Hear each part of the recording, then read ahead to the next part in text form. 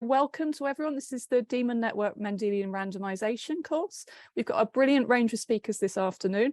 We're focused on Mendelian randomisation methods that can be used in dementia research. And we're starting off with Emma Anderson, who will be doing an introduction of the subject. Then we have Latent Variable Confounders by Zoltan Kutalik even. Genetics of drug development with Dipender Gill. Then we've got a coffee break for everybody because I know there's a lot going on here. After that, we're following with multivariable methods with Verena, Zuber.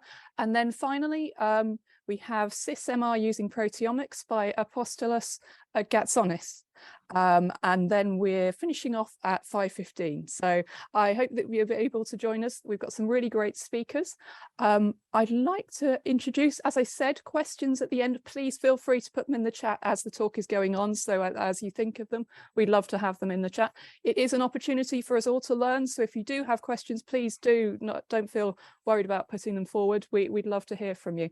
But I'd like to start by inviting Dr. Emma Anderson, who is a UKRI Future Leaders Fellow from the MRC Integrative Epidemiology Unit in Bristol Medical School. And she's also the co-director of the Mendelian Randomisation and Causal Inference short course at Bristol Medical School as well. And so she's going to be doing our introduction this afternoon. And thank you very much to Emma. I'll leave the floor to you. Thank you. Thanks, Laura. I feel like that makes me sound as if I am an absolute expert in MR, and I'd like to start with a caveat to say that though I have spent most of my time over the last 5 years doing MR, I'm not really an expert, particularly in the kind of more complex pleiotropy robust methods. But yeah, this session should hopefully just give you a bit of an overview. I'm not going to go into any great depth in any one of the topics. It's meant to be just kind of an overview, and yeah, hopefully the more kind of complex talks as you go through the day will give you a bit more of an in-depth understanding. I should say that I have essentially lifted my slides from the MR short course at Bristol that I, as Laura said, I'm co-director of. So I should thank my co-organisers for allowing me to steal the slides. Can everybody see my slides okay? Yes, yeah, we can, yeah. I'm seeing a thumbs up, great, okay. So just a couple of kind of objectives, just so you can understand what we're going to get from the session. We're hopefully going to understand what MR is and the context and kind of how it came about. We're going to go through the assumptions of MR, so how we end up with kind of a robust, valid MR estimate. We'll talk about some of the different MR methodologies and some of the more recent extensions that we can apply with MR. And that includes talking about things like one sample versus two sample, or we tend to say now more individual versus summary level data MR, bidirectional MR and two-step MR for investigating things like mediation, causal mediation. And finally, and very briefly, I will just touch on some limitations, but I won't go into any great detail about the limitations just because I can't do it all in an hour. Okay, so just to start by saying that essentially the basis of MR, it kind of comes from the fact that we have a huge amount of natural genetic variation that we can harness for kind of a natural experiment, if you like. And the numbers that are on this slide are, they're already outdated. They're from a few years ago, but it kind of illustrates the point. So mutations, genetic mutations happen by chance randomly in about 1 in every 1.1 million base pairs. So it says 140 million births last year. As I said, it's outdated, but if we take the 140 million, and because of that mutation rate, that means that there would be 60 mutations in every newborn that year. So all information from all newborns taken, that means that every single base pair will mutate about 3 times. So essentially, it's just to say that there is a huge amount of natural genetic variation that exists within the population. And so much already exists that we don't kind of have to change anything. It's just already there, and we can kind of capitalize on that to use as a kind of natural experiment. So we know that this natural variation that kind of exists naturally is randomly inherited, and we know that it is a driver of things that we observe phenotypically. So hopefully you will all know that we have tools like genome-wide association studies, where we can look across the whole genome in lots of people to see whether having a particular allele, a particular locus on the genome is associated with a trait or a phenotype.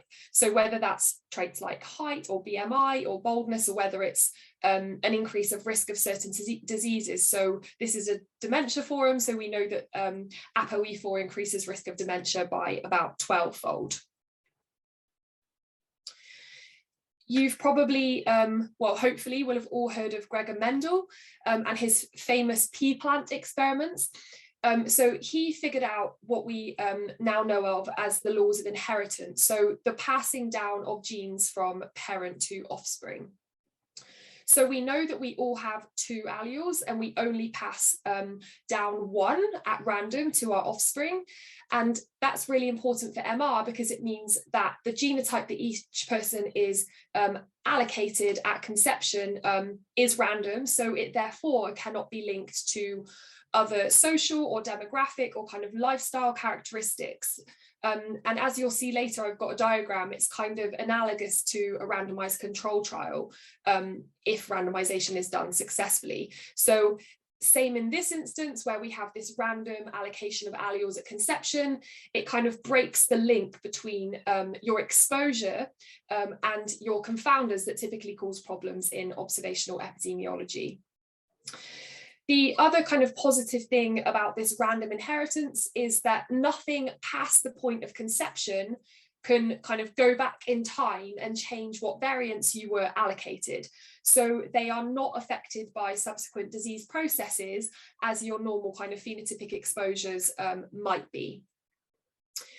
Mendel also identified the law of independent assortment. So the inheritance of one set of genes does not influence the inheritance of another set of genes. So every possible combination of alleles for every single gene is equally likely to occur.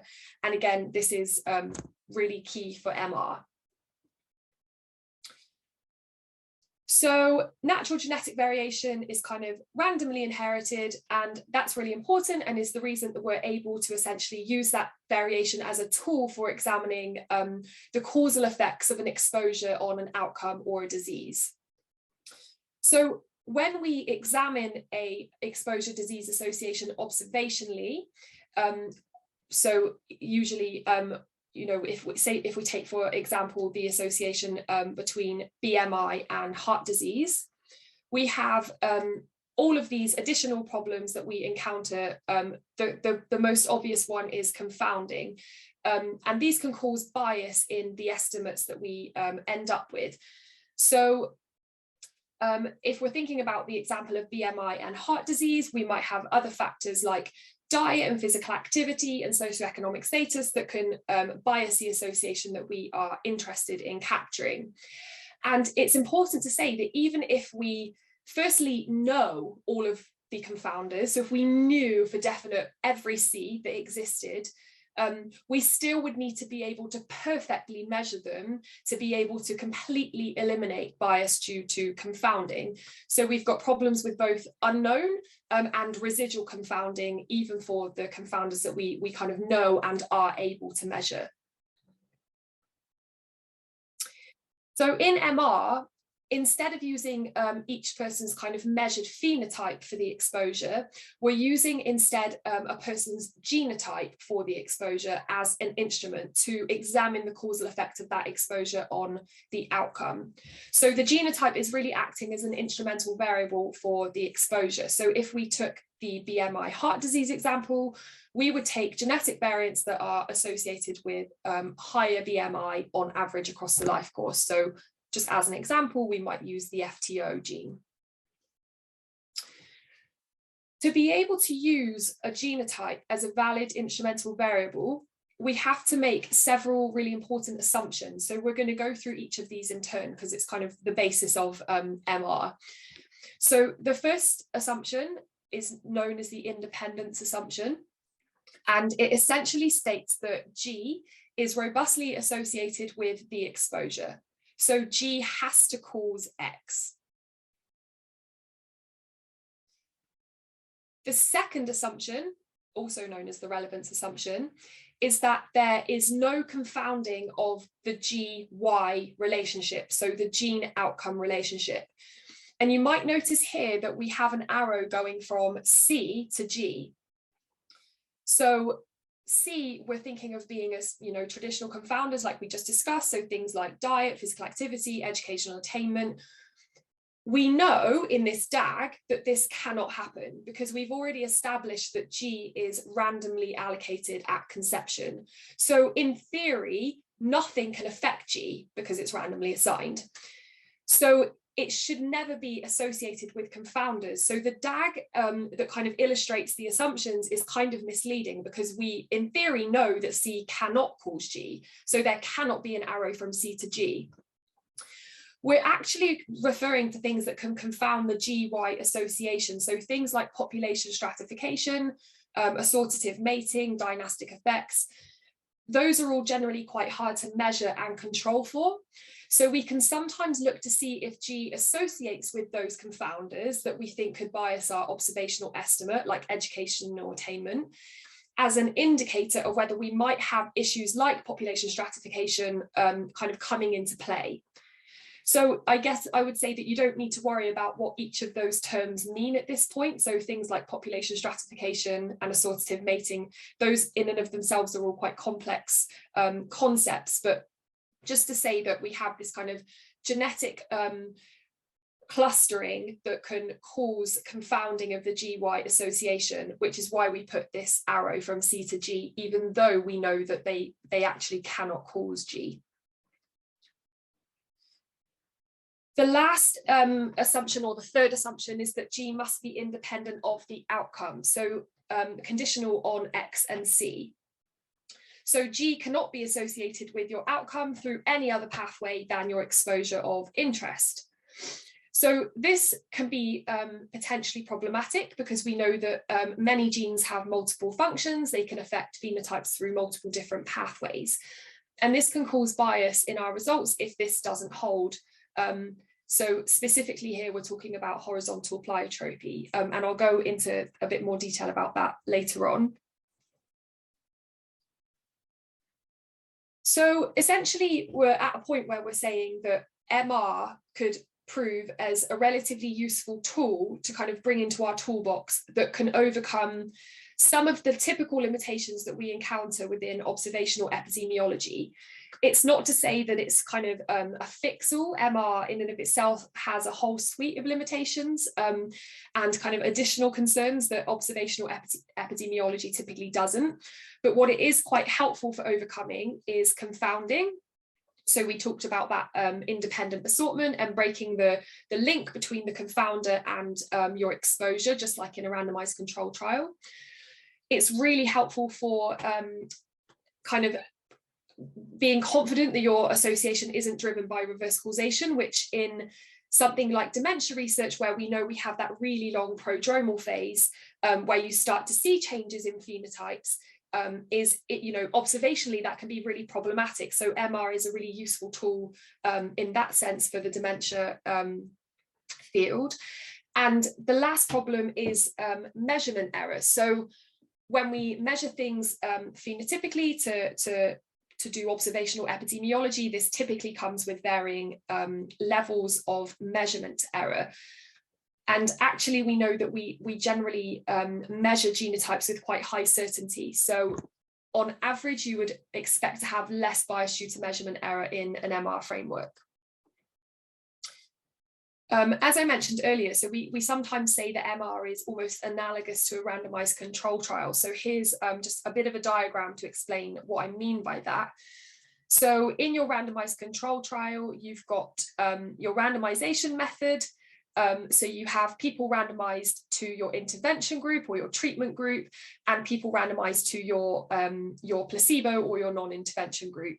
And providing that that randomization process is successful, you should have an equal distribution of confounders between your two groups. So we can compare those two groups without bias due to confounding.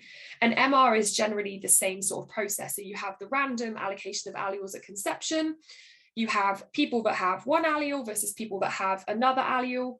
And because that process is entirely random, who receives those alleles should not be related to their confounders. So you have an equal distribution of confounders among alleles, and you can then compare the outcomes between those two allele groups. So hopefully that is clear. I have just an example here of how we can end up with slightly different answers when we compare an observational estimate versus an MR estimate. So here we're looking at the effect of CRP on triglycerides. So this is kind of observationally measuring people's CRP and their trigs. These are on the log scale because they're skewed, and plotting the line of best fit through those. We can then colour each person's point on the graph by their CRP genotype.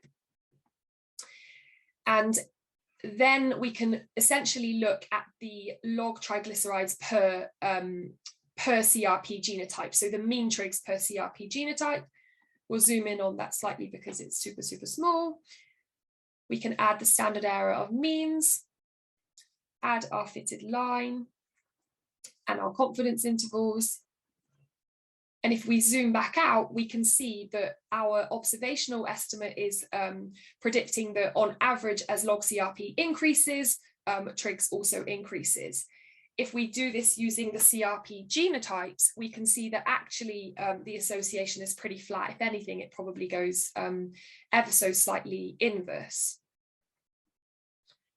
So observationally, per doubling of CRP, trigs increases by on average 8%. Using an IV, there's no evidence of an effect. So it is potentially suggesting that the observational estimate is confounded. And we can use the Wu-Hausmann test for endogeneity to compare the OLS estimate and the IV estimate. So here we've got some evidence that these do differ significantly from each other, which suggests that the observational estimate is likely to be confounded. This is obviously just an example, but within this particular example, it has some implications. So this might suggest from your MR evidence that CRP lowering drugs might actually not be a good target for lowering CVD risk. A drug that affects a specific pathway, so for example, the triglyceride pathway, can actually have a much smaller effect implied in your MR analysis compared to your observational analysis. And just to say that, yeah, genetic variants typically reveal kind of average lifelong effects, whereas drugs reveal kind of more short-term effects of risk factors. So I'm going to just move through a couple of the kind of key approaches in MR. I won't go into detail, as I said, about the more kind of complex pleiotropy robust methods. It's just kind of an overview of the basic methods. Like, just to give you a guide, I guess, how you would even begin to start doing your own MR study. So before we run an MR analysis, there are a couple of steps that we typically have to do. So the first thing that we must do is to identify the genetic variants that we are planning on using as instruments for our exposure. So as I said right at the beginning, we typically get these from a genome-wide association study or a GWAS of our exposure. I think we're kind of spoiled for choice now in the number of GWASs that we have to select our genetic instruments from. But nevertheless, it's quite an important step. So it can really, really affect the estimate that you get out. So yeah, selecting valid IVs is really important. So ideally, your SNPs would have strong external evidence that they affect the exposure.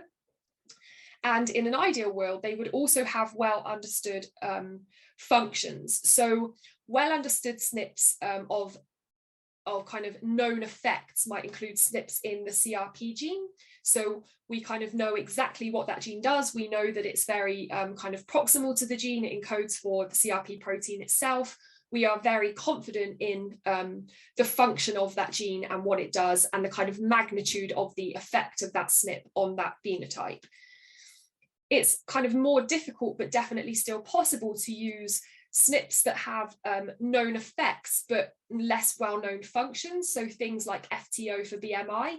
We know, replication upon replication, that FTO is definitely associated with average BMI across the life course, but we're still not entirely sure on the functions behind that. It's also possible to use SNPs that have known functions but have kind of less well-known effects. So a good example of that is the ALDH2 and alcohol consumption in Asian populations. So we know the function, but we're less clear on the size of the effects because people tend to avoid alcohol when they have that gene. It's also worth, I guess, pointing out at this on this slide that SNPs that are selected within a single sample can cause bias. So you may have heard of the term winner's curse. So if we run a discovery GWAS, we know that novel SNPs that come up in GWASs for the first time tend to be inflated. And actually, when we replicate, we will generally see smaller betas, smaller magnitudes of effect. So you can get bias due to winner's curse, where those betas are inflated. So we typically want to select SNPs from replication samples, if possible, to avoid winner's curse bias. The next step before we kind of embark on our MR journey is to test our assumptions. So we've been through these in turn, but I'll now just tell you how we can go about either kind of testing them or in some cases where you can't test them, just to check that they're almost falsifiable. So the first one is that G is associated with X. So our instrument must cause our exposure. So the way that we would do that is to report the association of the SNP on the exposure in our sample. We can also report the strength of that association. So we typically use an F statistic, a regression of the exposure on the instrument. We typically use an F statistic above 10 as a guide that our instruments are strong enough and that we're not likely to get bias, weak instrument bias. Anything below 10, you're kind of running into risk of weak instrument bias. We can also use the R squared, so how much variance in your exposure do your SNPs explain? And obviously the higher the R squared, the more you're explaining, the stronger your instruments are. So that is an assumption that is testable, and we should be reporting on those statistics within our MR papers. The second assumption is the independence from confounders. So if you are working within an individual level data framework, so that is to say that you have data for every single person within your sample on genotype, the exposure, and the outcome, you can report the association between your instruments and any potential confounders. And the hope is that they are kind of not associated.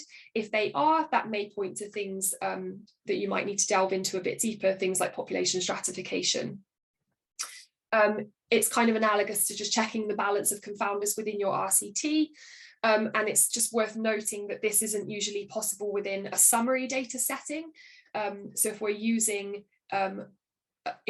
the summary data setting where you get your SNP exposure association from one sample and your SNP outcome association from another sample, if you only have access to the summary statistics, it's not possible to check that your instruments are not associated with confounders. So we can be slightly limited in the summary data setting. So I thought there was another one on here, which should be the last one, which is C, which is for testing whether G is independent of, G is associated with Y independent of X, so your pleiotropy assumption, but that is because you do that sort of within your analysis. It's not something that you would do before you set out. So I'll go through now a couple of the kind of standard approaches that we use for MR analyses, and which one you use would often depend upon the data that you have available and kind of what your goal is. So I'll go through each of them in turn. And as I said, it's meant to be kind of an overview. Hopefully you'll go into a bit more detail about these in the talks this afternoon. So the first and kind of most simple, but probably least robust approach is your gene disease association. So this is super simple. It's where we would literally regress our disease or our outcome on the SNP. So we have an example here, which is looking at the effect of telomere length on lung cancer. So you have an estimate of the association with each SNP on lung cancer. So it's the relative risk for lung cancer per allele increase in each SNP associated with telomere length. And then you have this kind of meta-analysis overall effect at the bottom here. So we typically don't use this anymore if we can help it. It's kind of has very weak assumptions. We're not able to investigate pleiotropy, and it's also not scaled to the exposure. So because you're regressing directly on the SNP, you don't have any kind of meaningful effect sizes to interpret. So I would say generally you don't typically see this done so much anymore, but it is an option if you want, like a quick, simple method. The second is in a single sample setting or an individual level data setting, and that is using the Wold ratio. So to use the Wold ratio estimation for a single dichotomous instrument, you would simply do the difference in mean outcome per allele over the difference in mean exposure per allele. And the number that you get there is your Wold ratio. It's very simple. When I first started MR, I actually did like an individual level data MR and divided one by the other and got my MR estimate and was a bit like, is that it? is this what all the fuss is about? You can also do this if you have a continuous instrument. You would regress your exposure on your SNPs and then your outcome on your SNPs. Very simple again, you simply do one over the other and you have your Wold ratio. So this is just within your single sample setting, so you could do those regressions yourself. I guess it's kind of worth noting here that the process of fixing your standard errors in these settings can be quite complex. We typically use things like bootstrapping, but actually we have multiple packages available now that thankfully do that for us. So it's not something you generally need to worry about doing manually anymore. The other thing that we can do in the single sample setting is two-stage least squares. So if you have a single continuous instrument, this is the process that you would go through. So you would regress your exposure on your SNP. You then calculate your genetically predicted values of X. So you're essentially taking the residuals from that regression. You then regress your outcome on those genetically predicted values of X or your residuals from your first regression, and then fix your standard errors using something like Taylor series expansions. But again, as I said, most packages thankfully do that for us now. You can do two-stage least squares if you have a categorical instrument. So it is essentially the same process. You're calculating the mean of your exposure within each category of your SNP.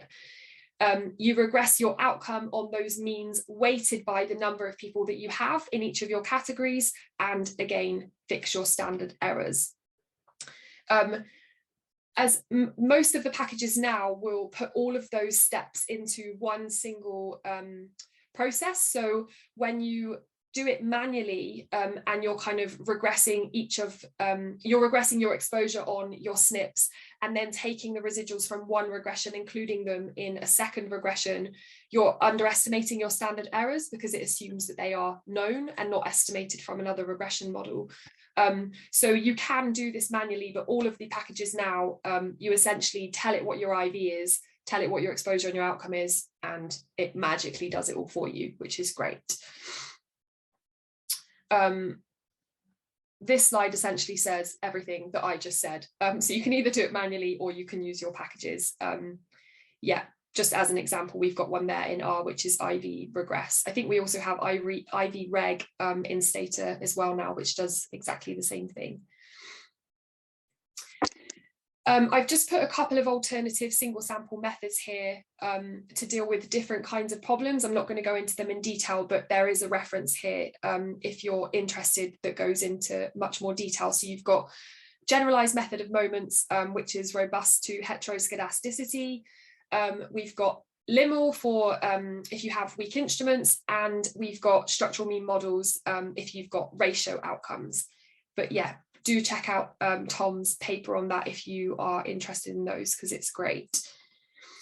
So then we move on to the kind of two sample approach. We're trying to move away from using the term two sample because it gets quite complex if you're using replication SNPs from replication data sets, because that you're then essentially into kind of three samples. We typically just say a summary data approach, where you've taken the summary statistics of a GWAS that has been performed, and you're putting that into a summary data MR. So in this case, with a summary data approach, you are essentially taking the two sections of your Wold ratio, so your SNP exposure and your SNP outcome, from two separate samples. So in sample one, we have a GWAS of our exposure, so we might have a GWAS of BMI, and we are looking up the effects of our SNPs on BMI, so we would get a beta for each of those SNPs. In a separate sample, we would then look up each of those BMI SNPs in a GWAS of our outcome. So if we have a GWAS of heart disease, for example, odds of heart disease, we would look up our BMI SNPs in that heart disease GWAS to estimate the effect of our BMI SNP on somebody's odds of heart disease. And that then gives us the two things that we need for our Wold ratio. So we have on your numerator, your log odds ratio for heart disease, and for your denominator, your betas for the effect of your SNP on BMI. And doing one over the other gives you your Wold ratio in your two sample setting. Typically, these are much better powered than in the one sample setting, because we're able to essentially take any GWAS of the exposure and the outcome and combine them together. We are much less limited to kind of having all data within one sample, which typically results in smaller numbers. So we get much greater power, and it's also scaled to the effect of the exposure. So your causal effect estimate in this example would be the odds of heart disease per, say, 1 kilogram per meter squared increase in BMI. So it's actually scaled to the exposure, which is makes it much more interpretable. I will quickly go through some, I say extensions of MR, but I guess it's more just kind of ways that you can use MR. So the first one is bidirectional MR. So we are generally interested in the direction of effects. We have things like reverse causation, and there are often times where we believe that it's biologically plausible that an association might actually go in both directions. So we can actually interrogate that using MR, either using the two-stage least squares in your individual level data or your summary data MR. So this example here is looking at the bidirectional effect of BMI on CRP. So it's really simple. You essentially do two separate MRs for each direction. So for this direction, the first direction, so for going from BMI to CRP, you would take your BMI SNPs and use those as your instrument for BMI, and you would do your MR to see whether BMI has a causal effect on CRP. We have an example of this here. So you've got a positive association between your BMI and CRP.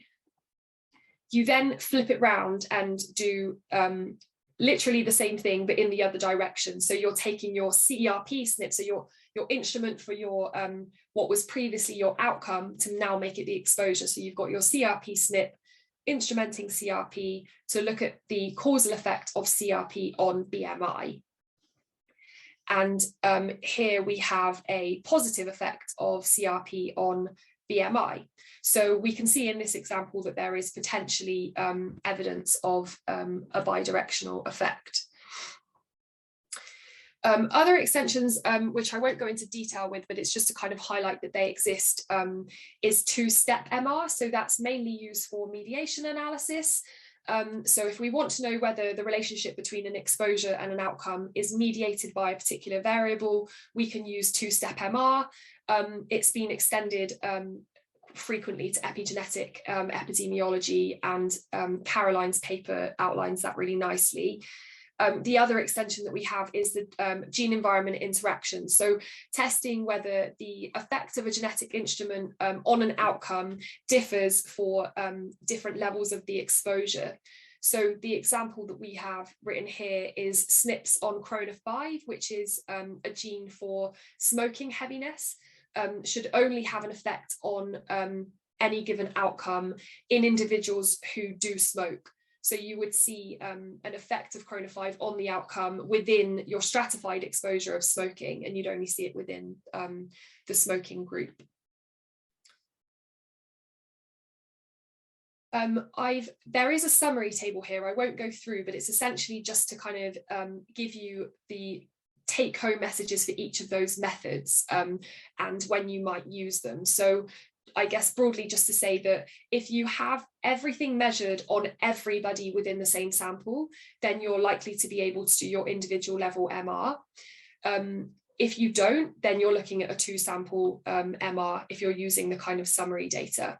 Two-sample MR tends to be better powered than one sample MR or individual level MR, but one sample MR tends to be a bit more flexible in that you can interrogate the associations between your SNPs and your confounders, and you can play around with kind of categorizing exposures if you want to do things like nonlinear MR.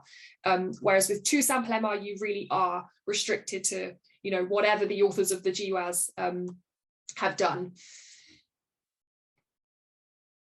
I'm just going to check how I'm doing for time because I can't actually see the time in front of me. Laura, shout if I'm going to go over, but I was going to just quickly go through very briefly some of the limitations and potential solutions. That would be great. Just to say you've got 20 minutes, so you have plenty of time. All right, Thank awesome. You. Okay, so I'm going to go through each one and just essentially check to see so with each assumption that we know that we have to kind of fulfill for our MR estimate to be valid, how we can check if we're meeting those assumptions and what we can do if we think that we're not. So as it says here, the validity of our effect estimate is very sensitive to the assumptions that we've talked about. So for the first assumption, G is associated with X. Genetic instruments are typically identified, as we've said, with genome-wide association studies. But because of multiple testing burden, we know that GWASs can give false positives. So we need to be using a high p-value threshold. And as I said previously, ideally using strong SNPs, so associated at genome-wide significance, that have also been replicated in independent samples, so that we are really, really confident that they are a valid instrument for our exposure, and that the effect estimate of that SNP on the exposure is not wildly inflated, so that we end up with bias due to winner's curse. So as we said earlier, that assumption is kind of testable. We have our S statistics, we have our R squared, we can be selecting SNPs that we know are associated at genome-wide significance, and we can kind of confidently say whether our SNPs are associated with our exposure. We do sometimes run into problems with lots of different traits. I've done some work in kind of neurodevelopmental psychiatry, where we looking at things like ADHD and autism spectrum disorder, where it's really difficult to identify a large number of genome-wide significant SNPs, and it is becoming more and more common to kind of reduce the p-value threshold to include more SNPs. I guess just a word of caution when you or anyone does that, in that you're kind of increasing the risk that you're likely to get pleiotropy and they're not kind of valid IVs. And also that you potentially can run into issues with weak instrument bias. In a one sample setting, that is really problematic, because we know that in a one sample setting, weak instrument bias is towards the confounded observational estimate. In your two sample setting or your summary data setting, we typically get bias towards the null, which is still not ideal, but at least it's kind of predictable in terms of the direction. Whereas with the bias towards the confounded observational estimate, the bias can go either towards or away from the null. So that one is testable. We think we can, we've got our F statistics, that's locked and loaded. We're confident that we know that G is associated with X. For the second assumption, so the GY association is not confounded, we should be checking that the instrument is independent of measured confounders within the sample. But as we've said, we cannot test this for unobserved confounders. If we don't have them measured, we can't check if they're associated. We also just can't know all of the confounders, and we know they're measured with error. So this really relies on you having kind of good knowledge of your instrument, and also just to say for this that weak instrument bias is kind of compounded here in the one sample setting. So even when we're looking at the association between G and C, if you've got weak instruments, then that bias will be even bigger.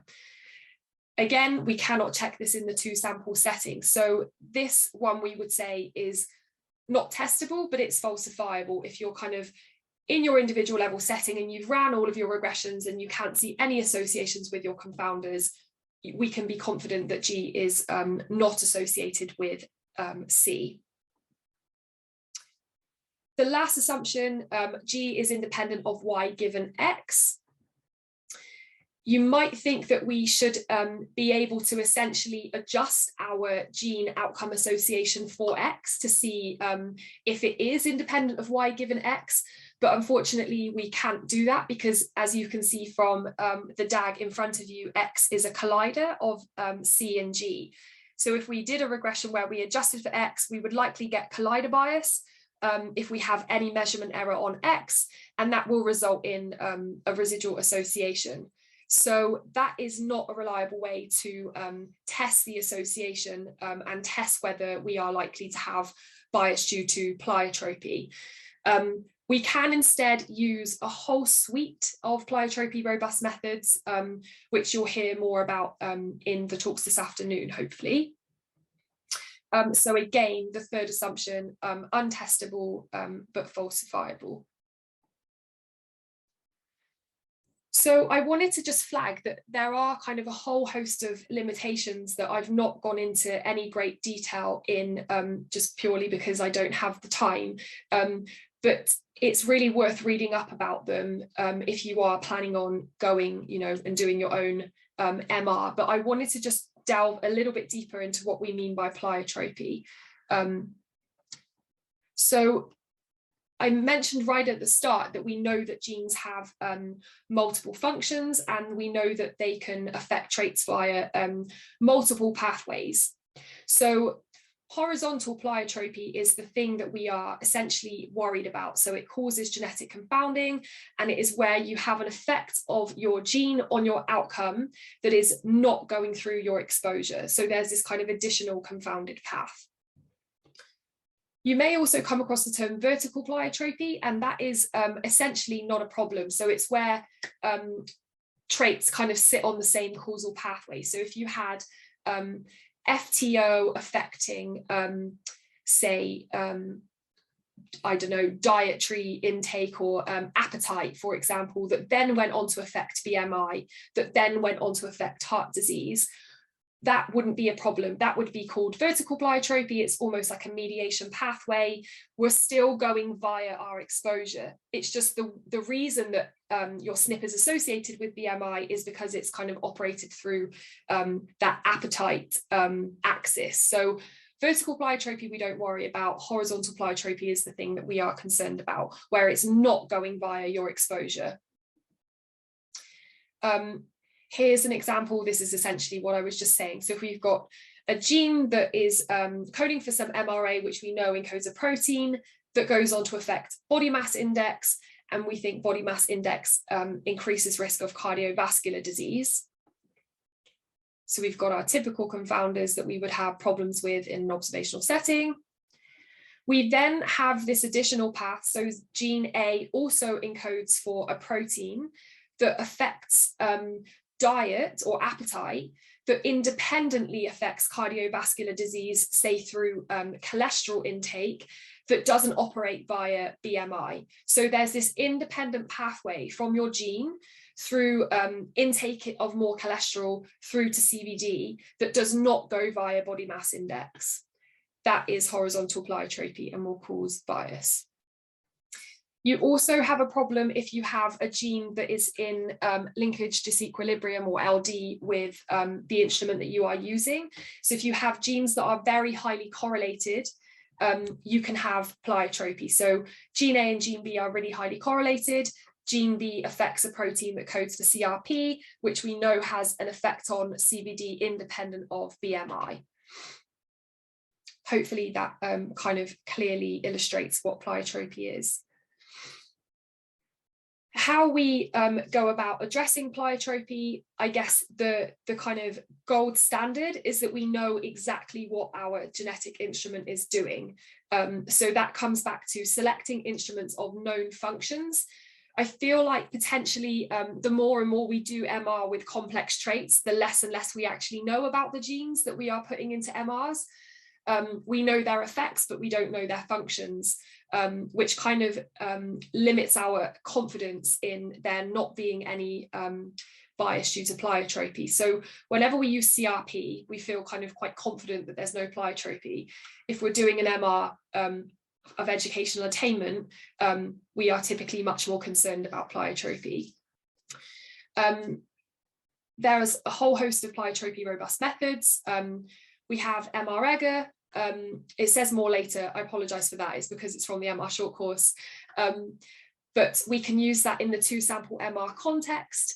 And it essentially gives you an estimate of the level of horizontal pleiotropy. So when we do our typical Wald ratio using our inverse variance weighted estimator, we constrain our intercept to be 0. So we're assuming that there is no horizontal pleiotropy. In MR-EGR, we allow that intercept to be flexible, and the degree that that varies along your y-axis is representative of how much bias there is due to horizontal pleiotropy. And the causal effect estimate that you get out from that accounts for that level of pleiotropy. So it's a pleiotropy robust method. The issue with that method typically that you've probably encountered is that it's very, very underpowered. Compared to your IBW, you'll typically get, really, really big levels of imprecision. And it's also worth noting that the power issue is also true of your intercept. So your estimate of your intercept, so the degree of pleiotropy that you have, will come with a p-value attached to it. So if you have a really, really small intercept that is very, very close to 0, you might be confident that actually you don't have any pleiotropy. If you have an intercept that does differ from 0, but your p-value is not super small, you might be inclined to conclude that there isn't any bias due to pleiotropy, but we know that that p-value is essentially also underestimated because it's underpowered. So we do have to be slightly careful there. There's a whole host of other methods. You've got radial MR, MR-Presso. I cannot keep up with the amount of pleiotropy robust methods that are out there now. But there are lots of ways that we can attempt to get around this problem. I'm sorry, I don't have time to go into them all today. There was a couple of just other small limitations that I wanted to go through before I wrap up, kind of typical settings that or typical scenarios that we might find ourselves in, that we can think about what the problem might be. So reasons that we might fail to observe a gene outcome association despite there being a causal exposure outcome association. So limited statistical power. MR is wildly underpowered compared to observational analyses. There could be a causal effect. You might just not have the power to detect it. It says there, you know, that's not unique to MR, but MR does tend to be less well powered because we're explaining small variances in our exposure, in our measured exposure. Ways that we can get around that are to use allele scores. So rather than doing an IBW and analysing each SNP individually, we can put them all into an allele score to increase the R squared, or increase the amount of variance that we're explaining in our exposure. Or we can increase our sample size. The issue with using allele scores is that you are gaining power, but you are also bunging all SNPs together into one score. So if any single one of them is not a valid SNP and is pleiotropic or is weak, then you're biasing your whole score. So if you're going to use them to boost power, it's kind of advised to do both methods so that you can be really confident that you're not, you know, worried about pleiotropy. You might also have a lack of robust genetic IVs. So I talked about the neurodevelopmental exposures that we have, where we typically don't get lots of genome-wide significant hits. Ways around that, hopefully more GWASs. We're getting lots more GWAS meta-analyses now, or you can conduct your own GWAS in an independent study like UK Biobank. But sometimes, no matter what we do, we just aren't getting out enough genome-wide hits to have a powerful MR. It completely just depends on your exposure. Non-causal reasons to observe a GY association. So you're finding a GY association when in truth there is no causal effect. Population stratification or genetic confounding, where you have kind of clustering of genes.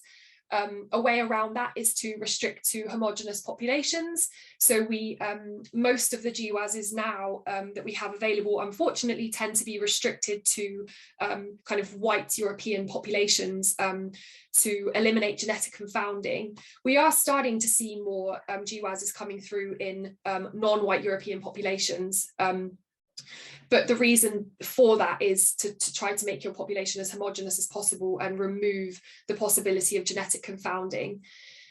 We can also adjust for principal components to kind of adjust away that clustering, or we can use family-based studies, but again, they tend, so within family studies, but they again tend to be quite underpowered. And there are very, very few studies that have, you know, where we have the ability to do that on all of the traits that we are interested in. If you have overlapping discovery and MR estimation samples, you can get winner's curse bias. I already talked about that.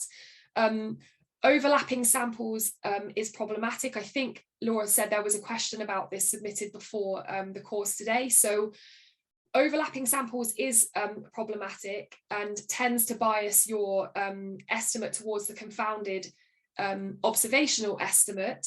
But we know now from recent work, Eleanor Sanderson at Bristol, that this is generally only problematic if you have weak instruments.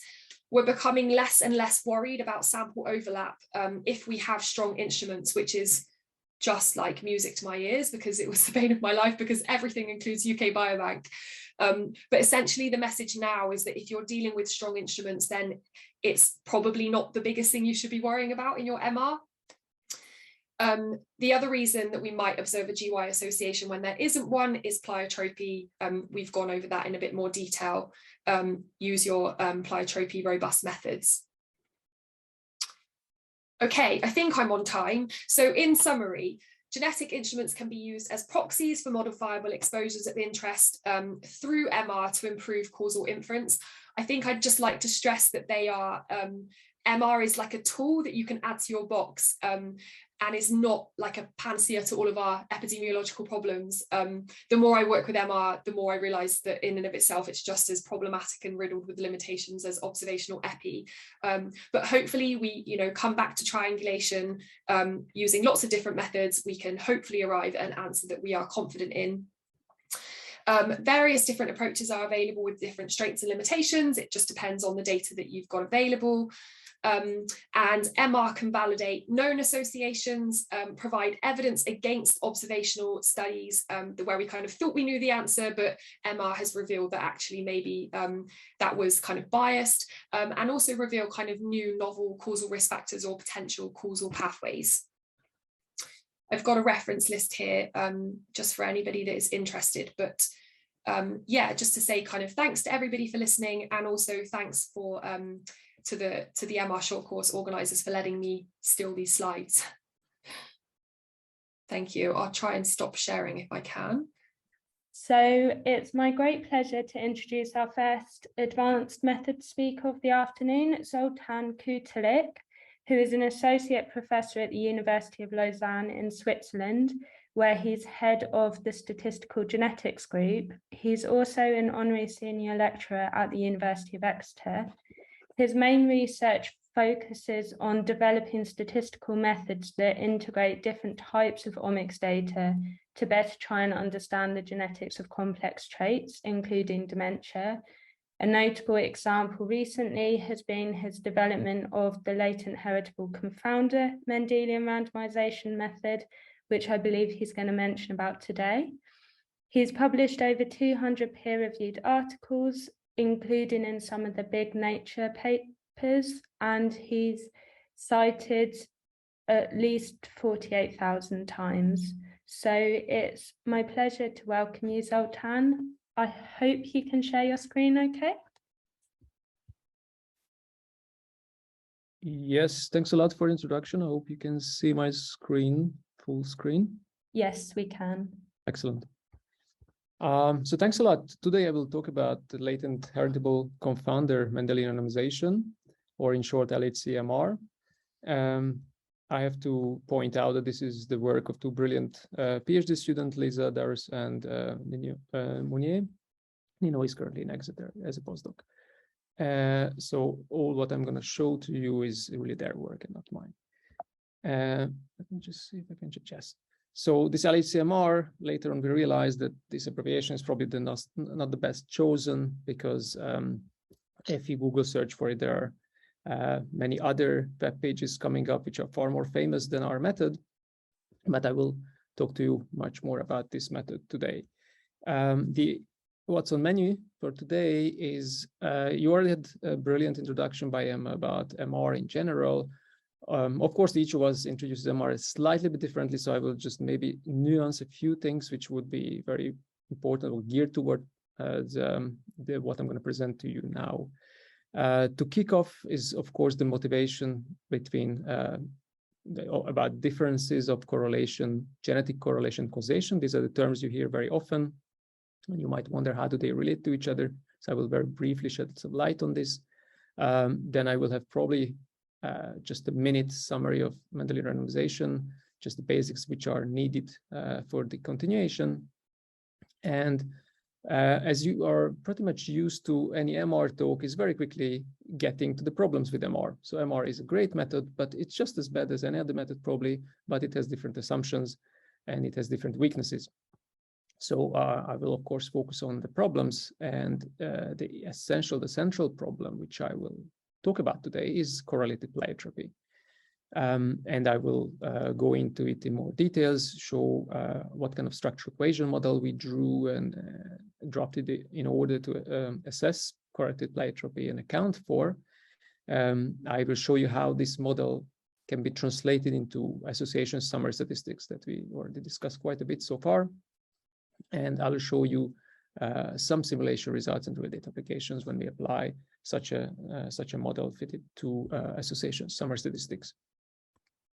So just very basic, why correlations can be misleading sometimes. A popular example, especially here in Switzerland, is a famous paper which compared the chocolate consumption per capita per year for a given country and plotting it against the number of Nobel Prize winners per 10 million individuals.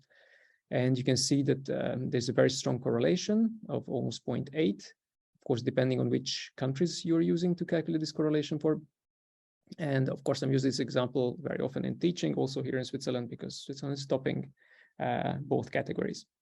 Of course, very obvious that it's not eating a lot of chocolate which makes Swiss people winning Nobel Prizes in a disproportionate manner.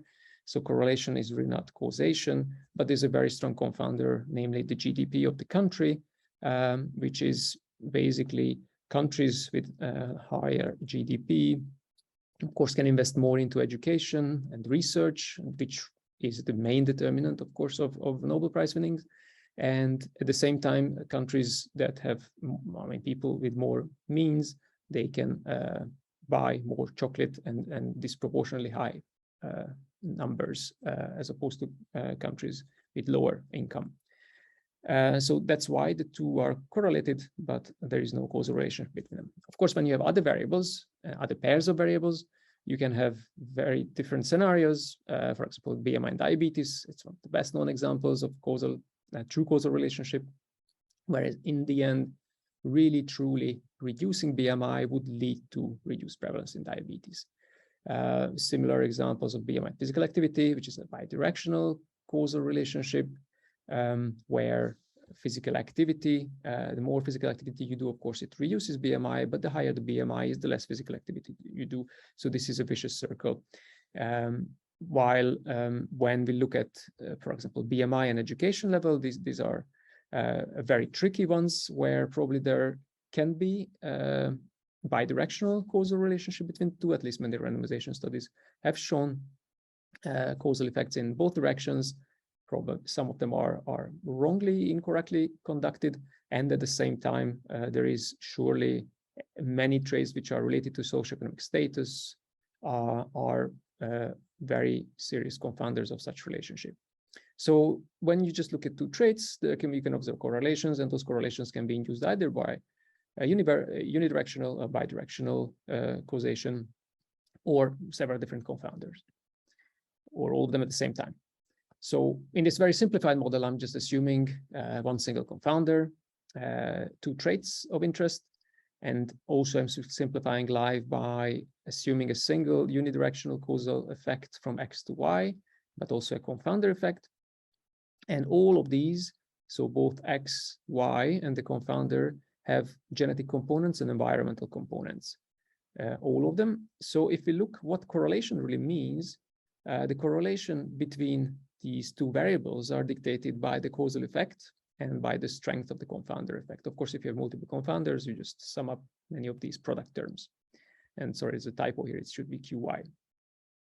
So when we, if you dissect this and we assume that all of these traits have unity variance, which we can do without the loss of generality, then we can basically divide alpha or decompose alpha into the heritable part and the non-heritable part.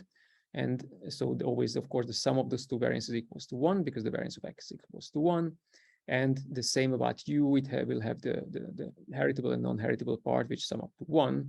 Now, if you reorganize it to the heritable parts only and to the non-heritable, the environmental parts, then you will see that there will be this component of the correlation, which is the genetic correlation, which composed of the causal effect, which depends on the causal effect, and also depends on the confounder itself and the heritability of the confounder and heritability of the exposure. Now, the non-genetic, so the environmental correlation, still depends also on the causal effect and also on the confounder effect. So you can see that actually correlation itself is basically the sum of a genetic correlation and environmental correlation, and causal effects are contributing to both of these. Now, just really very briefly, of course, there's nothing needed to be explained here. I just want to emphasize once more that I will use the obesity diabetes example a few more times in this talk. So just to repeat the same, what Emma already said, but much better, is that basically, if we know the effect of a genetic marker on obesity, and we know the effect of this genetic marker on diabetes, And if all of the three Mendelian randomization assumptions hold, then the product of the exposure effect size times the causal effect should be the effect of the genetic marker on the outcome. And this is why we very often use the ratio estimate, namely in this case, gamma divided by beta, as an estimator for alpha, the causal effect. So it's very convenient because these effect sizes are available essentially for any trait now publicly from very large studies. I don't need to tell you what GWAS studies are, so I can skip this slide. And this is also just about GWAS studies.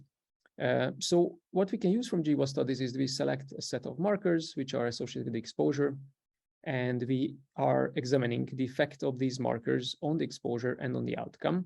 And if we plot these two effect estimates against each other, so here you've seen probably many of these plots before in your life, each dot here is a SNP, which is strongly, and by strongly means a genome-wide significance level associated with the exposure. And you can see on the x-axis the effect on the exposure, y-axis the effect on the outcome. And if you fit a linear regression model where you force the line to go through the origin, then the slope estimator here will be an estimator of the causal effect, and it will be also giving the inverse variance weighted meta-analysis MR estimate for the causal effect between these two traits. In this case, these are real data from BMI and the effect on diabetes, where you can see very clear causal effect. We've done many other exciting associations, and this is also to point out that you will see that some of these, when you just blindly use any trait on any trait, you will see some weird causal effect estimates. This is a multivariable causal effect estimation where we take all these risk factors that you can see on the left-hand side, and we estimated what are their multivariable causal effect on human lifespan. And no surprise, you can see that smoking, ever smoking, and the number of cigarettes per day are key determinants of human lifespan, are the biggest contributors to reducing your lifespan. But as you can also see that quitting smoking, it almost has the same effect, but on the opposite direction, which means that you recover these years if you quit early enough. And don't ask me what early enough means. There are large studies to look into this.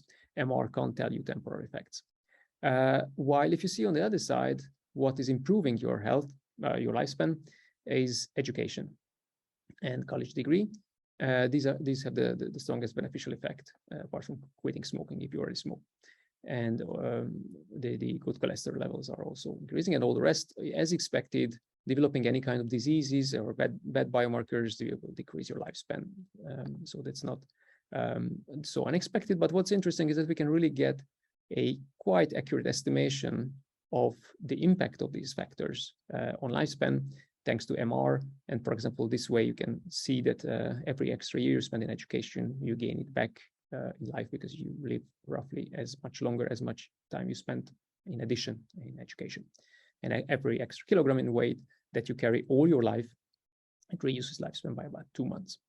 So you can wonder why education would change your lifespan, and it's of course not the years you spent at university that make you healthier or live longer, but education seems to be, in many studies already been shown, that it's an excellent proxy for socioeconomic status, intelligence. It's a combination of so many different things, which is really efficiently capturing probably social structure in the population. And it's also heritable, so it's amenable to Mendelian randomization. Okay, so this was just the introduction. This was all the positive aspects. And I will follow up on how Emma started about the problems with MR. And I just want to reinforce that really the biggest enemy of MR is pleiotropy. When the genetic marker that you're using as instrument for the exposure, it will be really rare in biology that genetic marker will impact only X and nothing else and no other traits. And most often, probably, this genetic marker will have some, even if it's infinitesimally small, but some effect on the outcome as well, which will be a pleiotropic effect, which will violate Mendelian randomization assumptions. And the even worse part is that if this genetic marker is related to or correlated to a confounding factor of the XY relationship, because that's what leads to correlated pleiotropy. So an uncorrelated pleiotropy, which is typically assumed in the inside assumption, so where we assume that the direct effects on X and the direct effects on Y are uncorrelated, and on average, these Y effects are 0. Under these assumptions, most of the MR methods work really, really well, as long as you have many instruments. Of course, it can be violated. But if, let's say, they are not violated, even then you can get more robust estimates. As you heard before, each SNP basically can give you a causal effect estimate, just by the ratio estimate, with its corresponding standard error. If you have many SNPs, the more SNPs, the better. And then it's up to you how you combine them together. And the most powerful way to combine them together, but it's not a very robust way, is the inverse variance weighting, because it has been shown, it's quite easy to show, that such an estimator, which will be it's the best estimate, best linear combination, which minimizes the variance of your resulting estimator. But of course, you can do median and mode-based ones, which are more robust. So here, if I'm plotting the histogram of the different individual SNPs causal effect estimates, you can see there's usually a really wide range of estimated causal effects, because each estimate is extremely noisy. But when we have many of them, then we can get quite accurate and precise estimates. And if we just combine them by inverse variance weighting, or weighted median or weighted mode, these are the estimators you can get. So as you can see, they are slightly different depending on the method. And these methods, so weighted median, weighted mode, and many other robust methods, are great because they're more robust to outliers. And of course, outliers, most often they mean some violation of the MR assumption, most typically, of course, this pleiotropic assumption violation. But at the same time, because they're more robust, they also lose power, and they have their own assumptions as well, which are actually milder than inverse variance weighting. Now, you can have directional pleiotropy, and Emma already mentioned this. One solution, the MR-Egger regression, which has its own weaknesses and difficulties in interpretation. There is a lot of discussion around it, but it's basically, if you don't want to assume that on average, these pleiotropic effects are 0, but you still hope that the correlation between the direct effects on exposure and direct effects on outcome are non-zero, then this is probably a very good method to use. Because here's this one example here. You need to align your alleles very carefully. You need to align always the exposure increasing alleles, and you need to plot the effect of those alleles on the outcome. And then you now do the same linear regression, but here you allow for intercept. And this intercept estimate is an estimator of the average pleiotropic effect of the exposure directly on the outcome. Now comes the hard part, when the pleiotropy is correlated. And I will show you how we imagine this to happen. Basically, to have a genetic effect on the outcome, which is correlated with the genetic effect on the exposure, there needs to be something on this path from G to Y, which is informing X as well. If it were totally independent paths, these two paths wouldn't know about each other, and there wouldn't be any correlation induced between the two. So the easiest biological assumption how correlated pleiotropy is given rise to is that if you have some sort of confounder trait or any other trait, you might even measure this, through which the genetic effect is exerting its impact on the exposure. So it can be that a genetic marker can have a direct effect on X, can have an additional indirect effect on X through another factor. And of course, it will, if this is a confounder, this will also have an indirect effect on Y, and it could also have an additional indirect effect going directly to Y without any other variables. So now both these gamma U and gamma Y are effects that are indirectly going to Y. Directly going to Y. I mean, actually, gamma U is going indirectly to Y, but in a sense, directly irrespective of X going to Y. So these induce two different types of violations. So these are the uncorrelated pleiotropy violations, while the gamma U's are the correlated pleiotropy violations. Now, I'm gonna shift gears a little bit, because instead of what you've seen so far is that individual variants are used one by one, or genome-wide significant variants are used, and then each of them use a ratio estimate, and somehow you combine them together into a joint estimate. Here, actually, we're going to use the entire genome. And we, of course, want to use some simplification about the genomic architecture, and we use a spike and slab distribution on the effect sizes. So our aim will not be anymore to estimate individual SNP effects on exposure, on the outcome, but our true aim is really to estimate what is the causal effect of X on Y, what is the reverse causal effect of Y on X, what are the causal effects of the confounder, of this latent confounder on X and Y, and on top of it, we are learning something about the direct genetic architectures of X and Y. So I will tell you a little bit more about what is a spike and slab genetic architecture, but I'm pretty sure most of you know all about it. So a spike and slab genetic architecture is assuming that you have typically a very large fraction of the genome. We believe that potentially 90% of the genome would have zero multivariable causal effect on any phenotype. And there is a small fraction of the markers that have a true causal effect on the trait. And those true causal effects are coming from Gaussian distribution. And what we see as an overall effect is a mixture of these two. So this is the spike and the slab, which we observed as the total effect. So this is a relatively strong assumption. We assume that this is genetic architecture. Many models have been used to that are assuming this architecture, and many whole genome patient regression models, and so far it seemed quite an accurate one. The additional difference that some other models have been added is you can have different non-zero Gaussians mixed together. For example, for BMI, we are pretty sure that there are more than just one Gaussian, because there are typically a very large effect components and there's a very small effect components. But in essence, in a simplification, we use the spike and slab architecture. And so this is our model. So try to memorize some of these parameters. This is QX and QY, the two confounder effects on X and Y. We have the forward causal, the reverse causal effect, and then we have these three causal effects. These are genome-wide causal effects, and these are random effects. So these are not fixed effects as opposed to in classical MR. So the model, the structure equations can be written in a very simple way. You're really just counting all the incoming edges to X. So you can, G has its direct effect on X. So that's written here. Then G has an indirect effect on X through U. So that would be this U times QX. And then you can also get to X via going to U, then going to Y, and then going back to X. And also you can go from G to Y and then Y back to X. So once these are established, we can say that the X and the Y can be written as the sum of three major components, three major contributors, the genetic contributors, so the genetics, the direct genetics, the indirect genetics through U, and the indirect genetics through Y. So these are the direct, these are the through Y, and these are the through the confounder.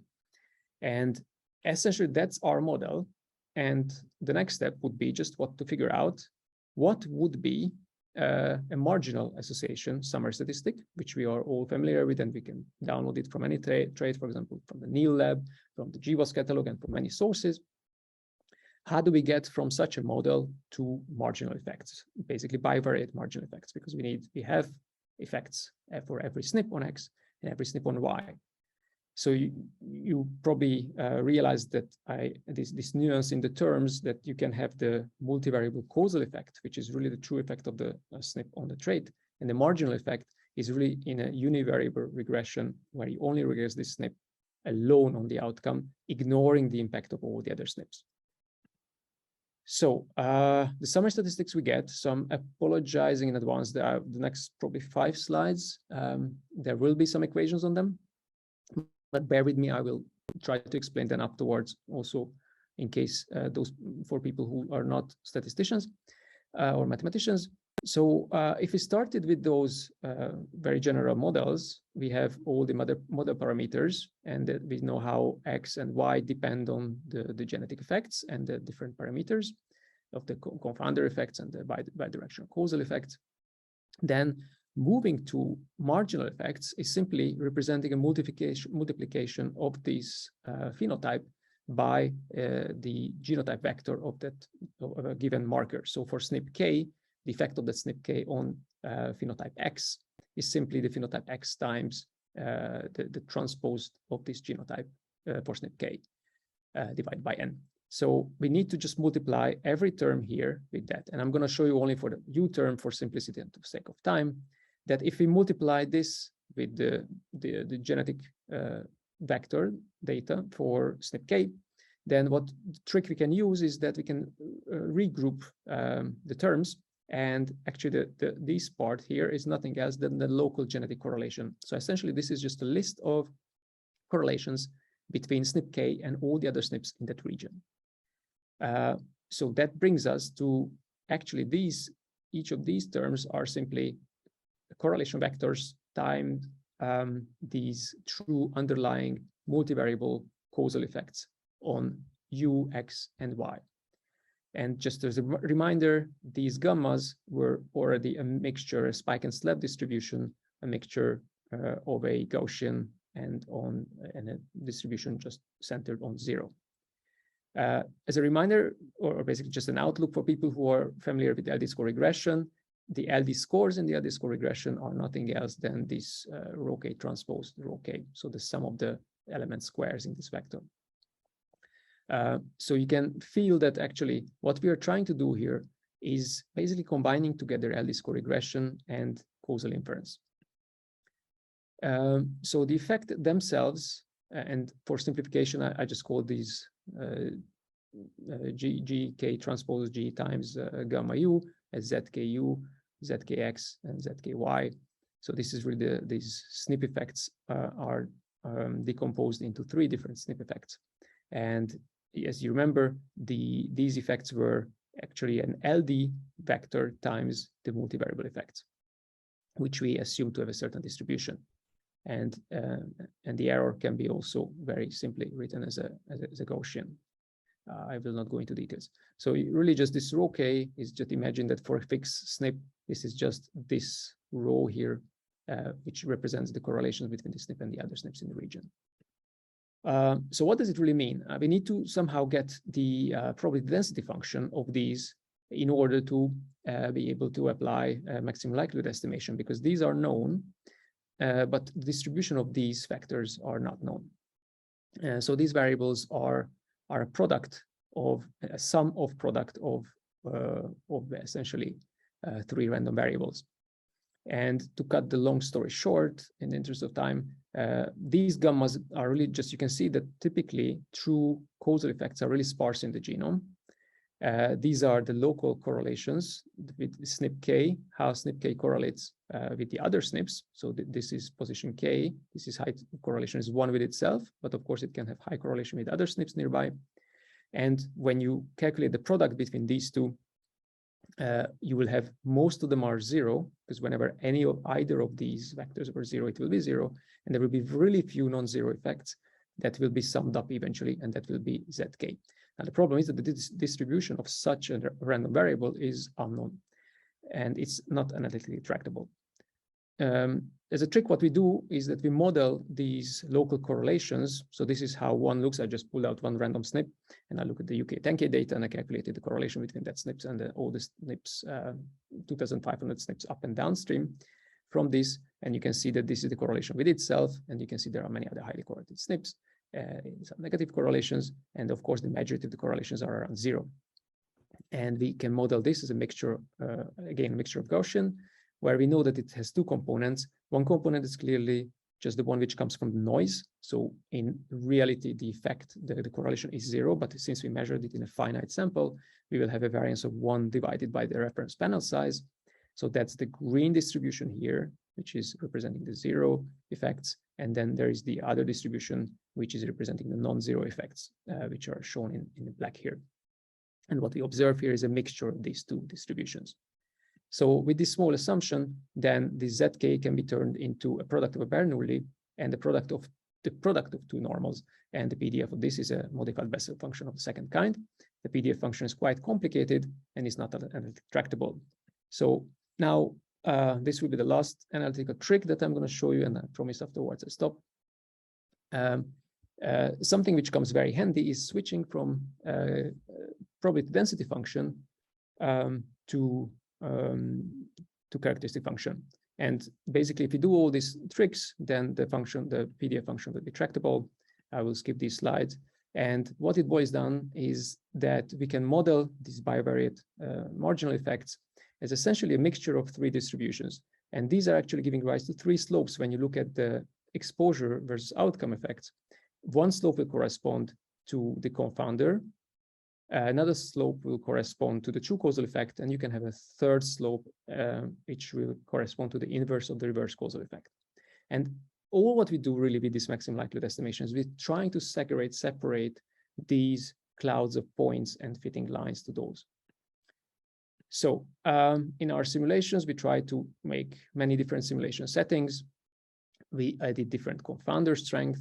We added different heritability for X and Y, different polygenicity. We set for, in this case, the reverse causal effect to 0 and the forward causal effect to 0.3.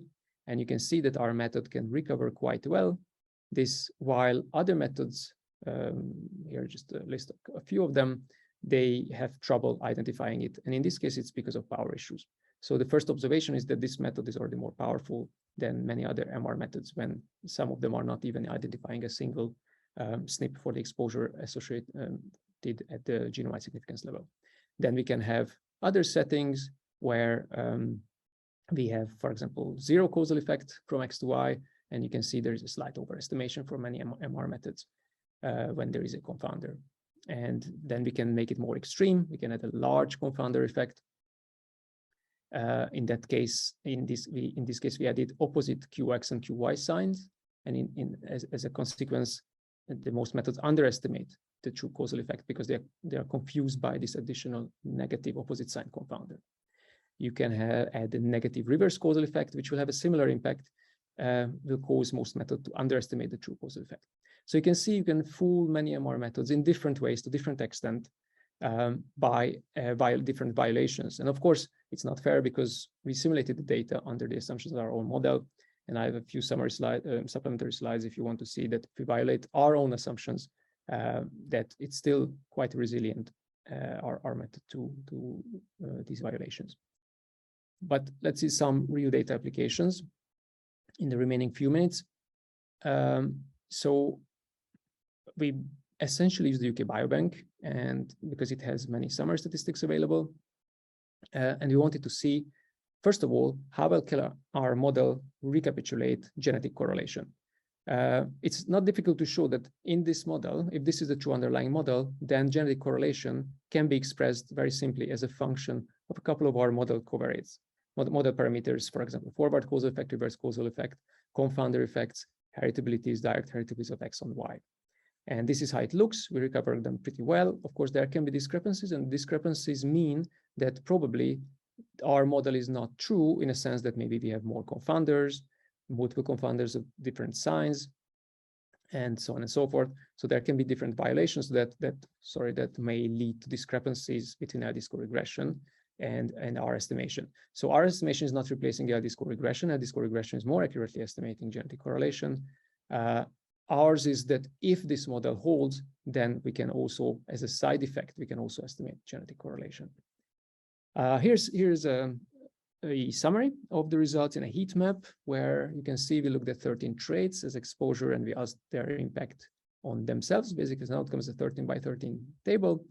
Obviously, I will not go through here all the elements, but we recover the basic BMI to systolic blood pressure, BMI to type 2 diabetes association, LDL being causal for coronary artery disease.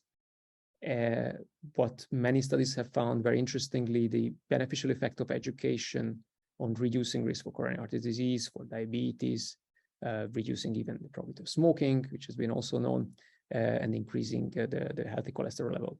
And also it shows that smoking is causally related to myocardial infarctions. So we recover many very interesting relationships, but instead of going more into details into these ones, I would like to more focus on the confounder, because that's the novelty of our method, that we really have the ability now to infer confounder. And when we look at birth weight and type 2 diabetes, we get a non-significant causal effect. So basically, we don't have any evidence to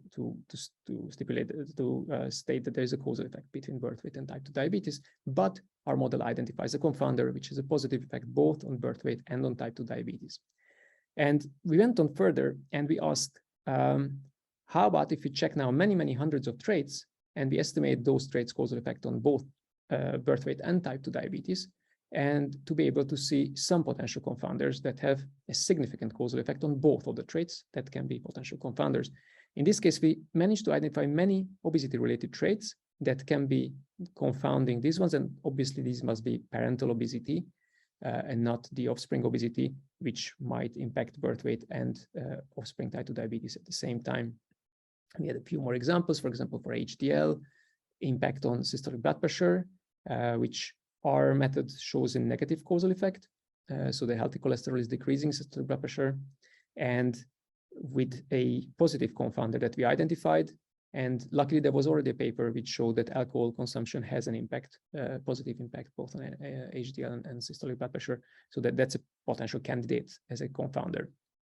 And we had other relationships where we also identified a positive confounder. And those are the interesting ones where we have an opposite direction with the causal effect and the product of the two confounder effects. And that's where it's interesting to find potential confounders. And we so far were unable to in this situation. So with this, I would like to stop here and conclude that, as you can see, you can build arbitrary models. You can fit them to observer summary statistics. You can even go bold and try to if you believe a lot in your model, then you can go and apply to whole genome summary statistics. So using every single SNPs, because it can improve power, but it can also, of course, it is more sensitive to violation of this model.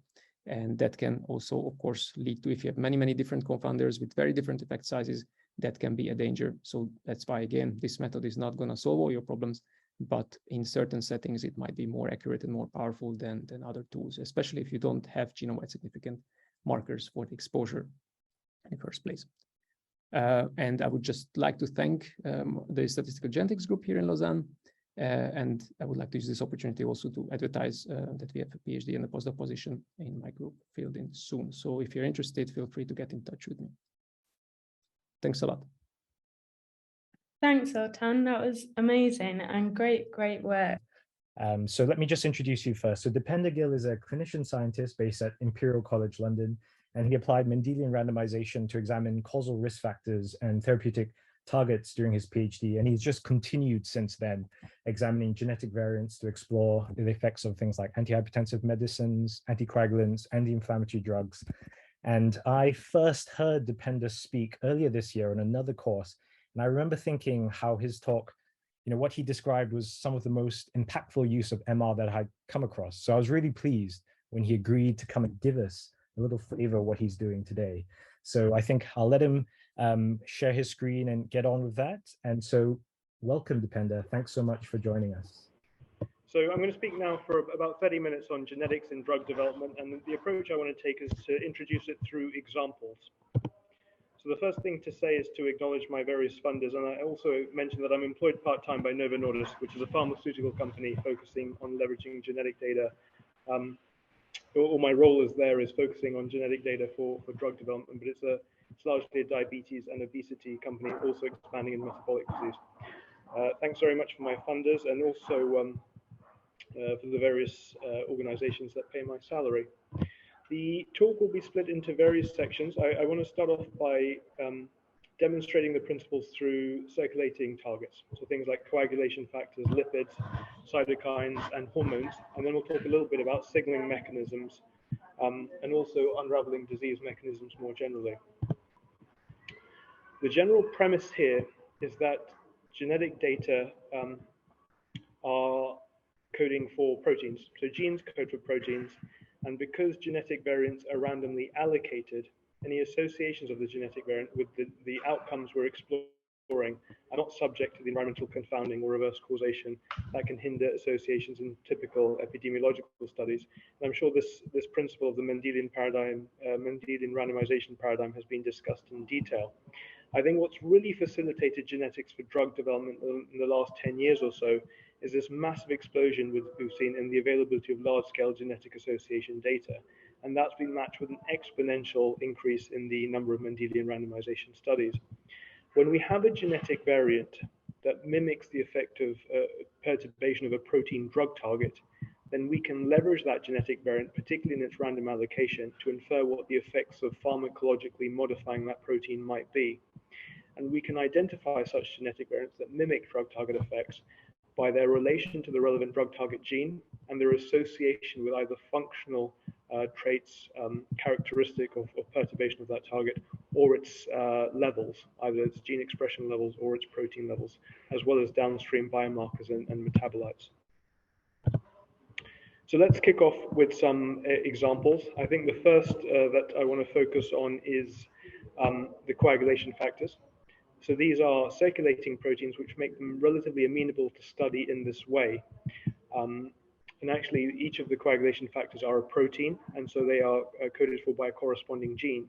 We can take genetic variants in those genes and explore whether they are related to either the function or levels of those circulating coagulation factors, and therefore investigate potential causal effects of pharmacologically perturbing or altering those coagulation factors. And on the right, we have an example where we did this for a coagulation factor 10, which is used, of course, in clinical practice with drugs such as rivaroxaban. And we went to the factor 10 gene and identified a genetic variant, a missense variant, that alters its function. And we leveraged this genetic variant mimicking factor 10 levels and explored their association with cardiovascular outcomes as well as hemorrhagic outcomes. And what we saw were potential protective effects for deep vein thrombosis and pulmonary embolism, which of course is in keeping with what we observe in clinical practice. These drugs reduce risk of these events, but we also showed potential deleterious effects on bleeding traits such as subarachnoid hemorrhage. I think the other interesting thing to come from this study was that the association with coronary artery disease wasn't particularly strong, which suggests that at least as monotherapy, it perhaps may not be the best strategy to pursue anticoagulation as a treatment option for atherosclerotic disease rather than embolic disease. We extended this work to factor 11, where we went to the factor 11 gene and identified genetic variants that affect circulating factor 11 levels.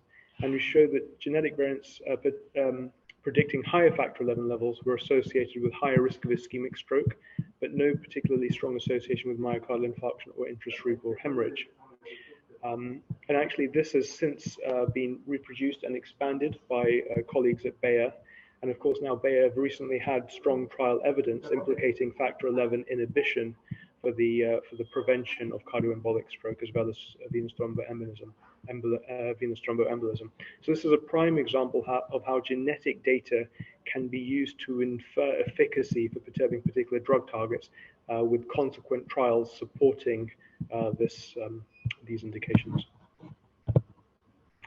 A couple of other examples of circulating proteins. So GDF15 is a circulating peptide hormone implicated in body weight regulation. Here we went to the GDF15 gene, took genetic variants related to its circulating levels, and explored their association with body mass index, which is a measure of obesity.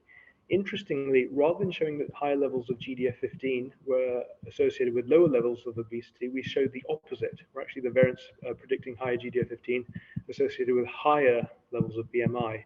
So rather than a drug target for reducing obesity, this suggests that actually in humans, at least small lifelong alterations in GDF15 levels may be increasing BMI. So it wouldn't suggest it as a drug target. Another example is FGF21, and this is a drug target that I'm super excited about. So this again is a circulating peptide hormone that's released by the liver. And this has a wide range of metabolic effects. So here we took a missense variant at the FGF21 gene that's later been shown to relate to circulating FGF21 levels.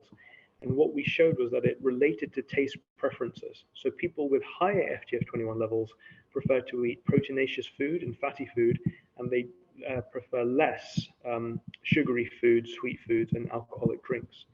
And actually that has been shown biologically to be exerted through preferences on taste and eating behaviors through levels of the hormone. We also showed relations to anthropometric traits as well as metabolic traits. And surprisingly, higher FGF21 levels, at least through the genetic variant altering their levels, are associated with higher body mass index. So these individuals, rather than losing weight, tend to put on weight. But what's really interesting is that it's associated with lower waist to hip ratio. So even if they're putting on weight, it tends to be metabolically favorable weight. So its distribution suggests a favorable metabolic profile.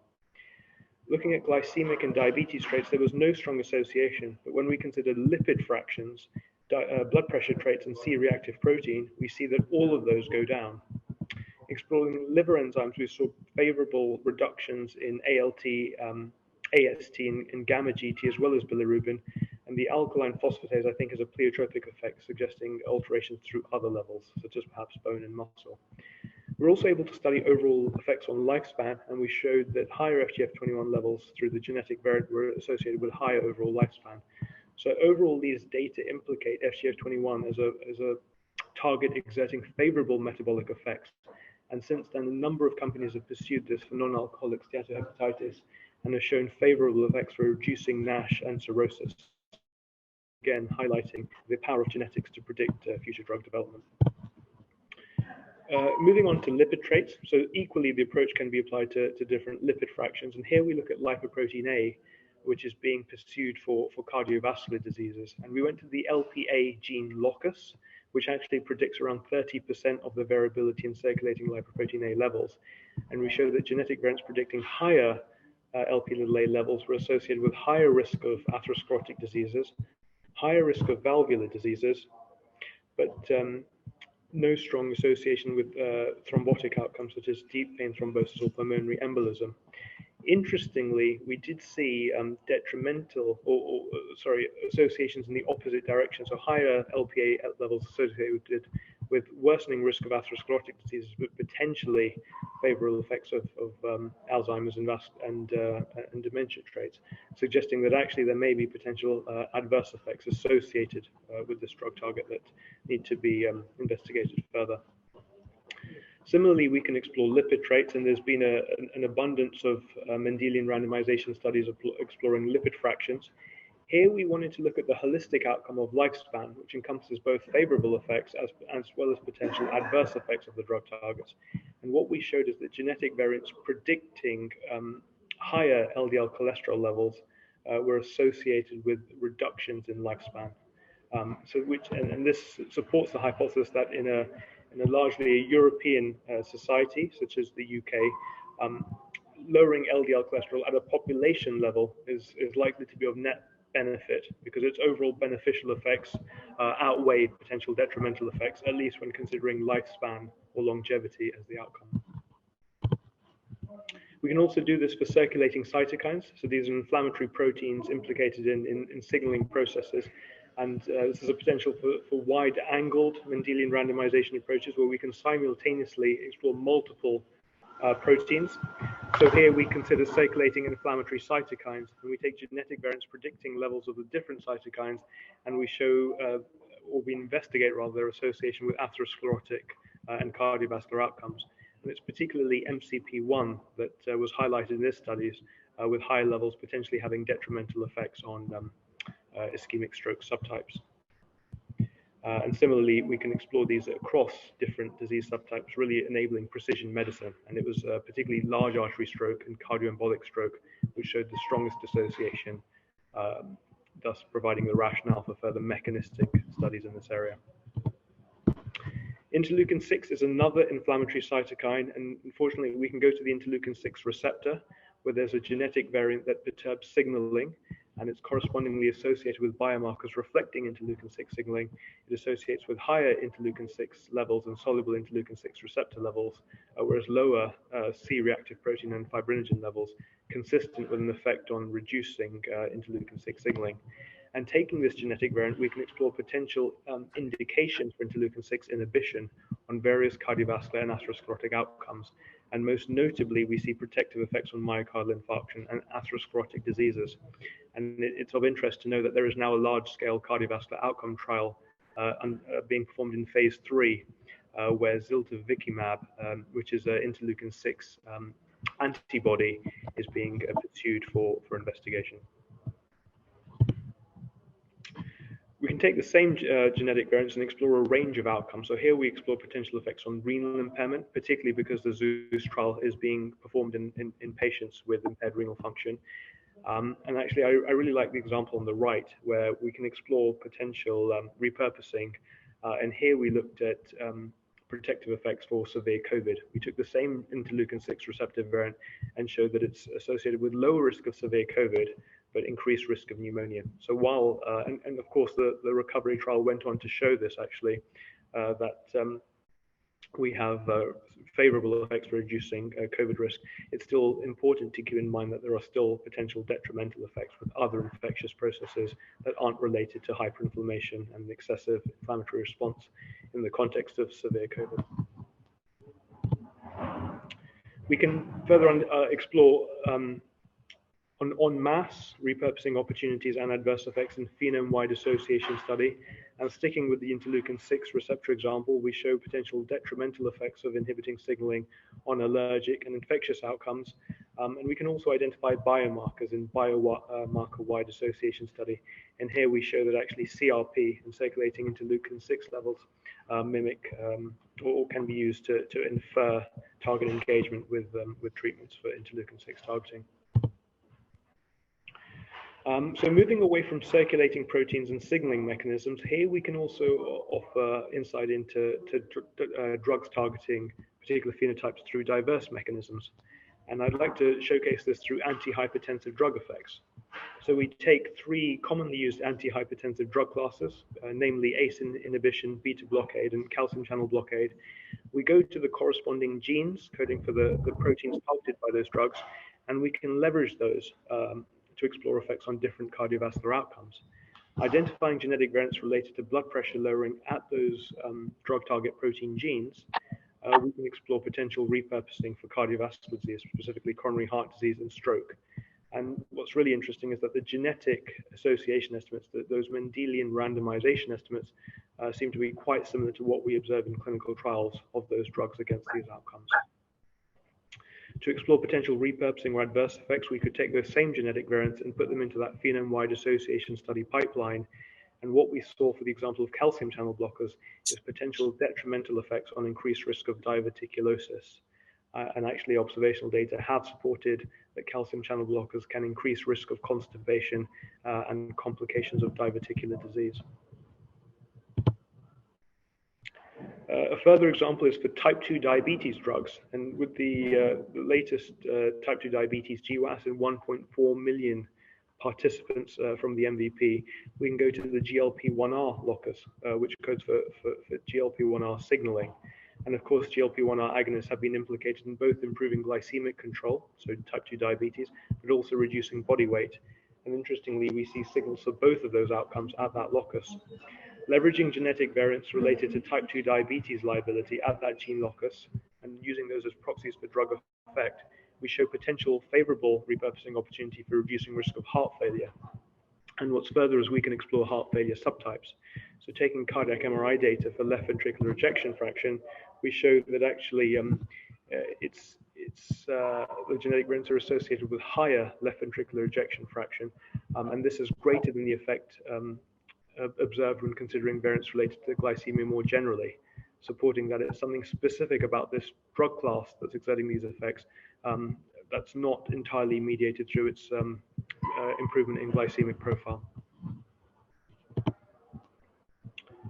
And further, we can unravel mediating mechanisms. So just to take this another step ahead, we can say, look, let's explore urate, which is one of the factors implicated in gout, and how it might be exerting effects on cardiovascular disease. And actually, the genetic evidence suggested that about half of this effect was exerted through reduced blood pressure. And what's interesting is we can triangulate the genetic evidence, and I think this is essential to considering the genetic evidence in context for inferring mechanisms and therapeutic opportunities. When triangulating with trial evidence, we saw the exact same thing. So when we meta-analyzed the clinical trials exploring urate-lowering drugs, we find that they're associated also with blood pressure reduction. Again, supporting the genetic evidence with trial data and strengthening the causal inference to take forward for clinical development. There are other approaches, and I'll leave this for Verena to discuss in more detail, but when we have very many correlated traits, we can use some fancy methods to disentangle what is most likely to be causal and underlying those associations, but more of that from others. And similarly, nonlinear effects or dose-response relationships. If we want to explore at what level we should target a particular exposure, we can divide the population into subgroups stratified by that exposure and explore the MR effect in those different population strata. And we've done this for blood pressure and for glycemic control, where we actually show that the effects are likely representing a linear dose-response relationship. So the greater the reduction, the greater the benefit, at least in relative terms. And that's all I wanted to talk about today. I apologize for the noise and the technical difficulties, but if there's anything that's not clear or you'd like to discuss further, I'd be delighted for you to email me, get in touch. I'm very open to have discussions about this, answer any questions, explore possible collaborations or research ideas. It's something I'm super passionate about and I love to do. So really wholeheartedly, I welcome you to engage and get in contact with me. It'd make me really happy. Thanks so much. And I look forward to discussing now. Great, thanks so much, Dipender. That was fantastic. And again, from all of us, thank you for giving that. It's Oh yeah, welcome back everyone. And so pleased to introduce our next speaker, which is Dr. Verena Zuber. So Verena is a lecturer in biostatistics in the Department of Epidemiology and Biostatistics at Imperial College London. And she's also part of the MRC Centre for Environment and Health in the UK DRI at Imperial. Her research focuses the development of novel methodologies for causal inference and their application in life science and health data research. She did a postdoc with Stephen Burgess at the University of Cambridge prior to taking up her lecturer position at Imperial, where she's PI of an MRC grant applying Bayesian causal learning to develop a novel framework for drug target discovery using Mendelian randomization on single-cell transcriptomics. So she'll be speaking to us today about multivariable Mendelian randomization, and pleased to welcome her. So, hello. First of all, thanks so much for the invitation. Can you hear me okay? Yes. Yes, perfect. Wonderful. Can you see my slides? Is all good? Yeah, all good. Perfect. Okay, so I'm very excited to be here. I think the Demon Network is a really wonderful platform and very, very happy to show here the research I'm working on at the moment. So my talk will be mainly about multivariable MR, and I'm going to start off with a short introduction, what multivariable MR is. Here I'm going to give more details about the model, the method, and I'm going to give you one application example, but then my main focus of this talk is how to actually select causal risk factors from high throughput experiments. So how can we actually select risk factors if we have multivariable MR, even if we don't have a priori hypothesis? And I'm going to show you how this method works in an application on how to prioritize lipid metabolites as risk factors for coronary and peripheral artery disease. As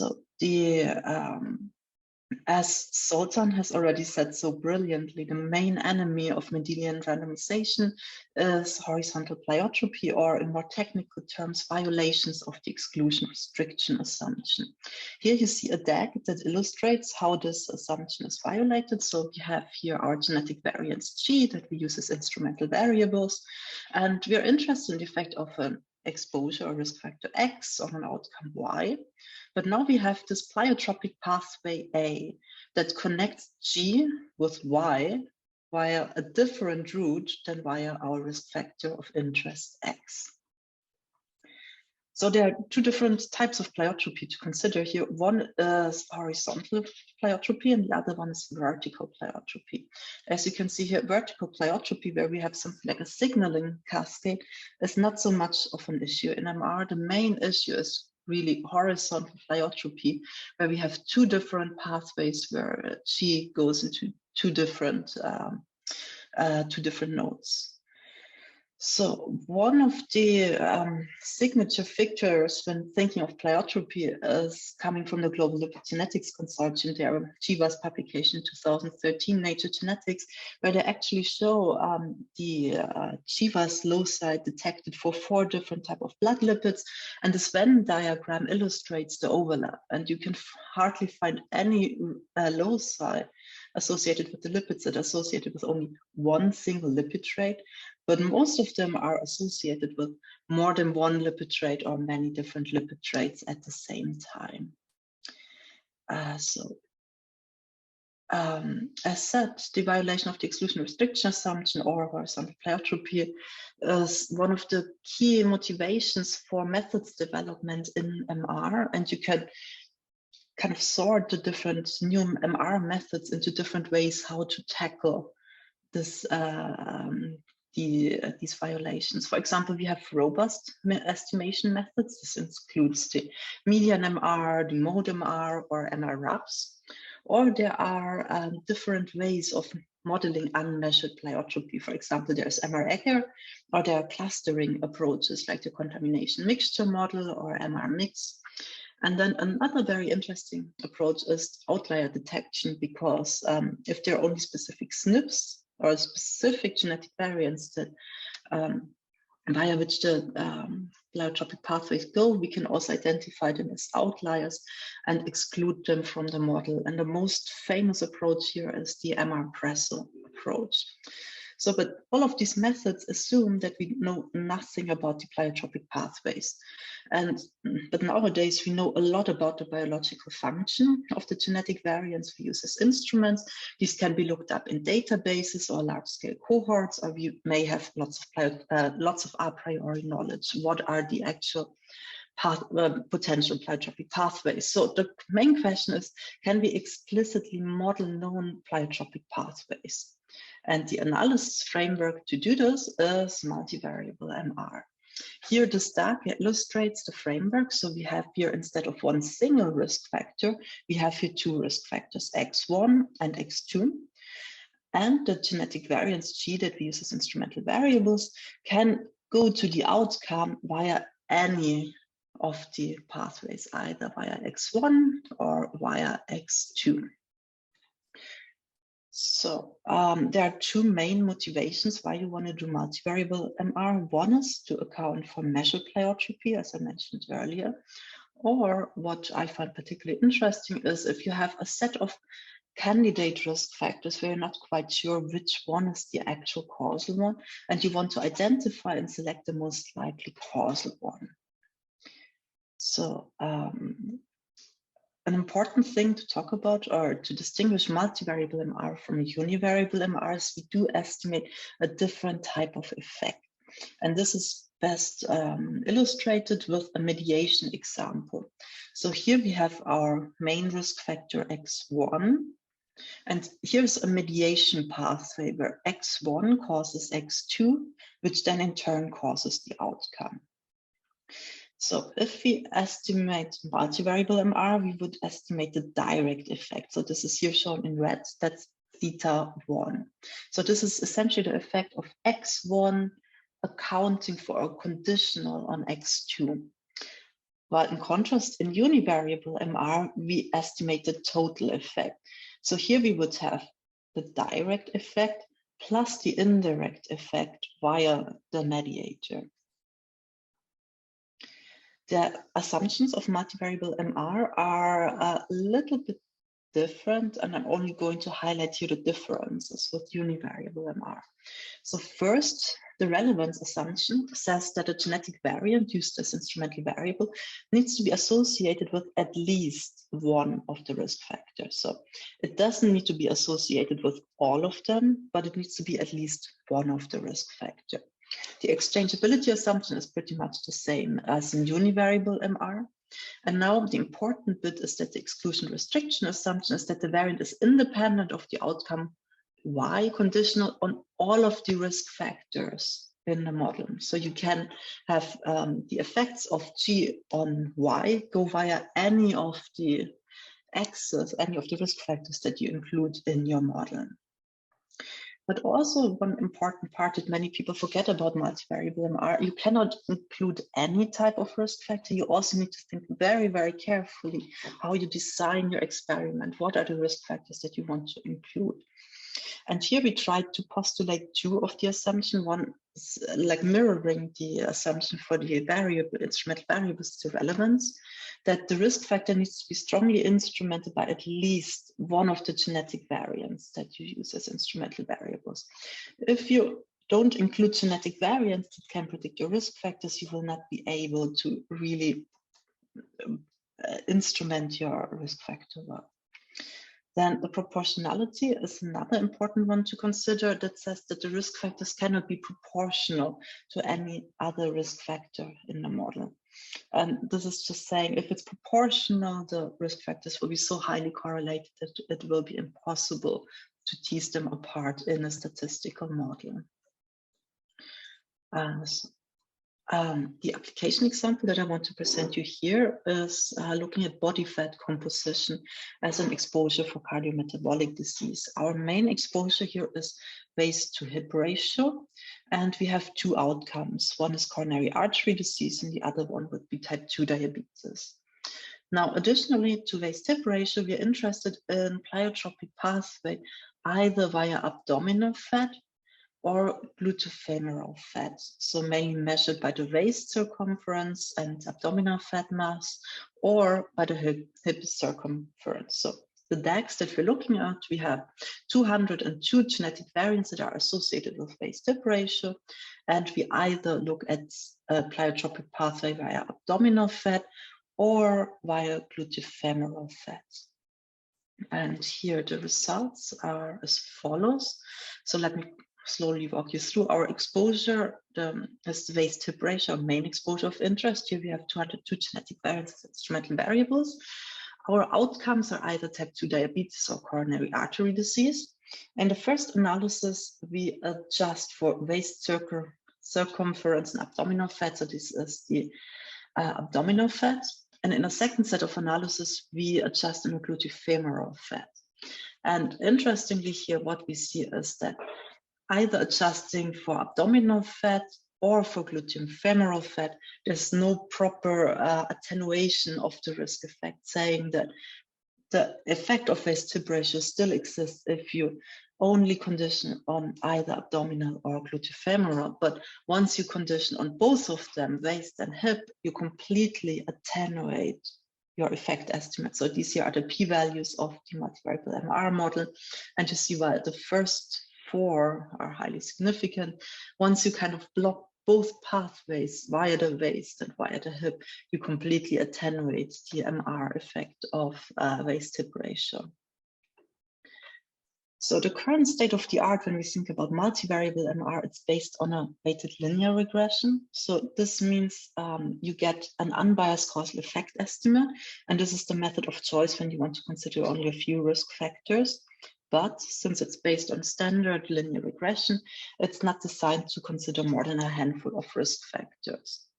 At the same time, when I think about the stack that I see from MR, I'm always wondering, why do people actually pick this particular risk factor? Because there could be so many unknown risk factors of disease that you actually don't even know where to start.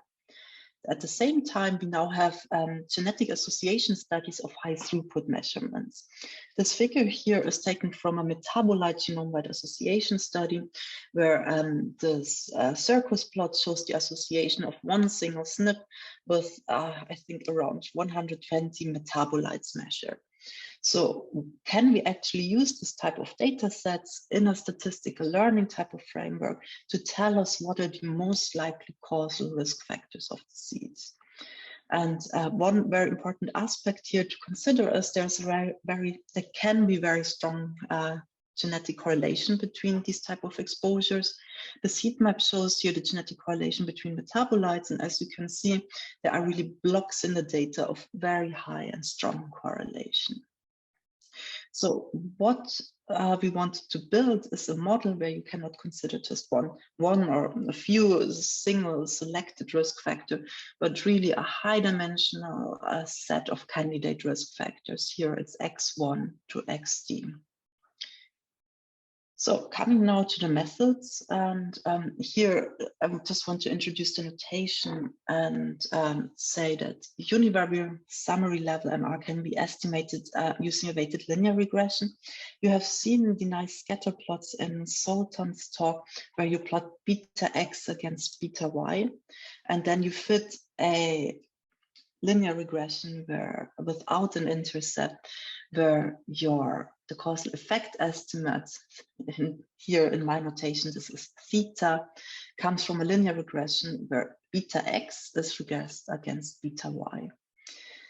Important to say this is a linear regression where the genetic variants that you use as instrumental variables are considered as observations. So this is the summary level paradigm. So you don't see any participants, study subjects. Your observations are the genetic variants that you have selected prior to running the MR analysis. And I'm going to use the index J goes from 1 to n for the genetic variants. And consequently, our outcome or dependent variable response are the beta associations with the outcome. And our predictors or independent variables are the genetic associations with the outcome. And we have our residuals. These are the epsilon j's. This is also a vector of size n times 1. And this comes with a specific variance that relates to the standard error of the beta yj. And this is how you get your inverse variance weighting into the model. Now, coming to multivariable MR, this is a simple extension of the univariable MR, where instead of a single risk factor in the model, you can put multiple risk factors. In this case, we have the causal effect of the first risk factor times the genetic associations of the first risk factor, and so on, plus the genetic association with the these risk factor. And in this particular case, now we can also write this in matrix notation where beta x is an n times d predictor matrix. So we have the exposures to the risk factors. So beta x is in this case an n times d predictor matrix. And our causal effect estimates, this is also again a vector, but of length d. So for each exposure, we have one direct causal effect estimate. And so our aim is now to perform variable selection to identify the model most likely causal for the outcome of interest. And as I said, we're interested in including many exposures into our models. So we're looking into concepts of high-dimensional data analysis. In particular, into the bias variance trade-off. So classical approaches focus on unbiased estimates, while high-dimensional approaches trade bias for reduced variance and consequently have a lower mean square error. Also, as I've shown you earlier, these type of exposures may be highly correlated. And in this case, classical approaches like linear regression can become highly unstable, and it may be very good to regularize and stabilize your estimates. And the final aspect is sparsity. So classical approaches assume that all variables, or in this case, all exposures considered are important and have an effect unequal to 0. But in high-dimensional data analysis, we actually want to distinguish between variables that have an effect, the so-called signal, and the noise. So the model that we were proposing is a Bayesian model averaging approach, for short MR-BMA, where a model can be a single risk factor or a set of multiple risk factors. And this is usually formalized with a binary indicator that is either 1 if the risk factor is selected or 0 otherwise. And what we do is we derive closed form Bayes factors and a posterior probability to give you the evidence for a model. And then the trick is to combine the evidence for an individual risk factor as the weighted sum over the posterior probabilities of all models where the risk factor is present. And this gives us the so-called marginal inclusion probabilities. To illustrate a little bit better what is actually a model, now consider we have 5 lipid traits. So these are the typical ApoA1, ApoB, HDL, LDL, and triglycerides. So how many models can we build that include only one of these lipid traits? So these are exactly 5 models of size 1. Now let's look at models of size 2. These are essentially all possible combinations how we can combine these 5 different lipid traits. And in total here we have 10 different of these tuplets. Then we have 10 different triplets, and we have 5 different models that include 4 of the lipoproteins at the same time. Then we have one final model that's of size 5. That includes all of the 5 lipids. So in total, if you have 5 exposures, you have 31 models to look at. So as I said, we're in a Bayesian framework. I'm not going to go into detail here, just saying we use conjugate priors, so we are able to derive Bayes factor as an evidence for a model, and each model comes with a posterior probability. And how do we introduce sparsity? So for one, we have an efficient model search for sparse model using shotgun stochastic search. And we also put a prior probability on that where you need to quantify the expected number of causal risk factors. How does MR-BMA allow for highly correlated variables? Here is to show how the inverse variance rate, the IVW estimate works. This is essentially a linear regression estimate where we have beta X transpose, beta X inverse, beta X transpose, beta Y. And this inversion here makes the estimate extremely unstable. This is why if you add a stabilization term that's very, very closely connected to an L2 or ridge regression, that stabilizes your effect estimates. And how does this work out in simulations? So for one, I was talking about the bias variance trade-off. And here you can see on the left-hand side, this is a simulation study where we have 12 exposures, of which the first 4 have an effect and the last 8 don't have an effect. On the left, you see the results for the inverse variance rate. On the right, you see for MR-BMA.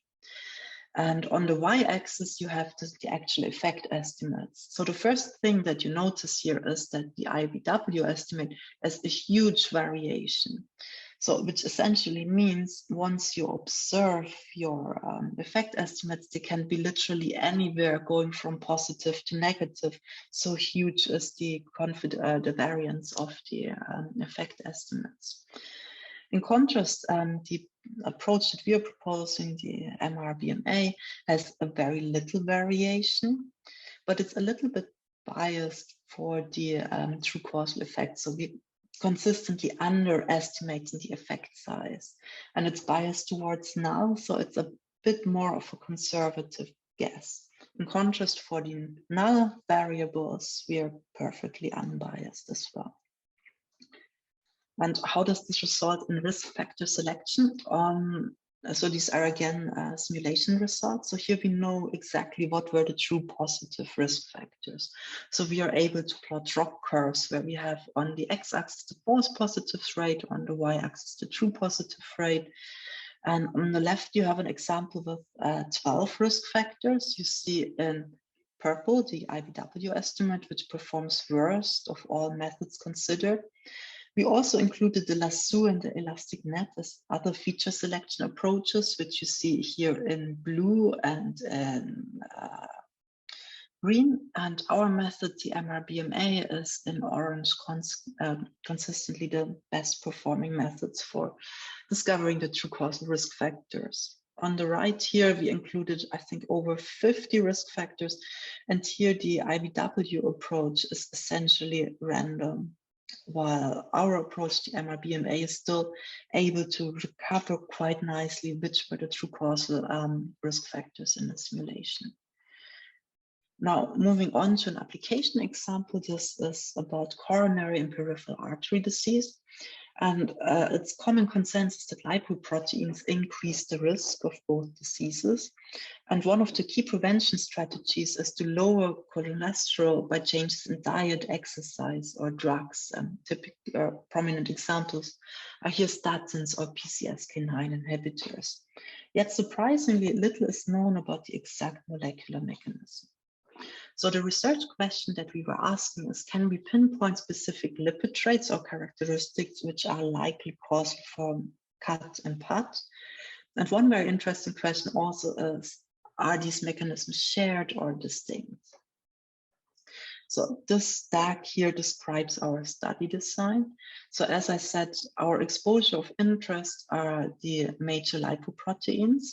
And these are the blood lipid measurements that we have taken from UK Biobank, and we are working with summary level data from the NEAL lab. Our outcome is either peripheral artery disease PAT or coronary artery disease shortcut.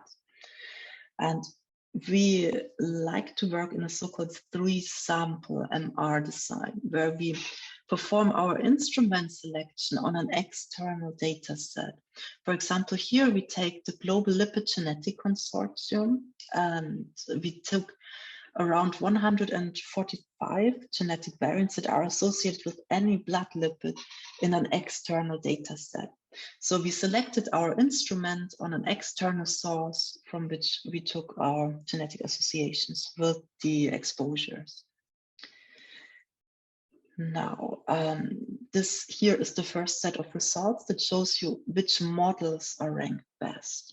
So these here, as you can see, models saying there can be many different combinations of exposures. For example, the best ranked model here have consistently 2 exposures in. And if you just scan the list very quickly, what you realize is that the top models with the highest posterior probability all include ApoB. And now if we aggregate those results, so if we sum up all models that include ApoB, we get the following results. So starting off with peripheral artery disease, apolipoprotein B, ApoB has the largest marginal inclusion probability. And what we also implemented is empirical permutation procedure to derive p-values. So essentially asking how likely is it to observe a marginal inclusion probability of 0.856 or larger, given we have random data, and here the probability is very, very small. So we are actually quite confident that apolipoprotein B is the most likely causal risk factor for peripheral artery disease when considering this set of candidate exposures. And interestingly, we performed exactly the same analysis using coronary artery disease as an outcome. And here we get exactly the same result, that apolipoprotein B was ranked as the most likely causal risk factor. And if you look, what I find quite fascinating is that the evidence for all other lipoproteins, there's a huge jump in evidence if you look from the first rank to the second ranked risk factor. So really pointing at apolipoprotein B as one of, like, maybe the most important lipoprotein. So now we were interested in fine mapping this result even further. So using metabolite, NMR metabolite GWAS, we had data on ApoB containing lipid subfractions. And you can see here they are sorted by size. So this is really the size of these particles. And again, we design our analysis in a 3-sample framework. So we don't take our instruments from the NMR metabolite GWAS, but now we take the genetic variants that are associated with ApoB in the UK Biobank. And now with this result here, we can see that for peripheral artery disease and coronary artery disease, there are completely different sizes coming up. For PAT, we have XS-VLDLP, and for coronary artery disease, we have LLDLP, which may hint that depending on the size of the particles, there may be different diseases coming up, depending on what is the size of those particles. So the key findings of this analysis are that ApoB was identified as the most likely causal lipoprotein risk factor for PAT, and the ApoB lowering medication may reduce the risk for both CAT and PAT. But when we looked into the ApoB containing subfractions, we were finding completely different sizes. So XS-VLDL was prioritized for PAT, while LLDL was prioritized for CAT, maybe explaining why some people see different manifestations of the disease. So the clinical implications of this intervention targeting ApoB are likely to reduce both PAT and CAT, and further studies need to figure out what are specific intervention that target specific lipoprotein subfractions to reduce PAT and CAT.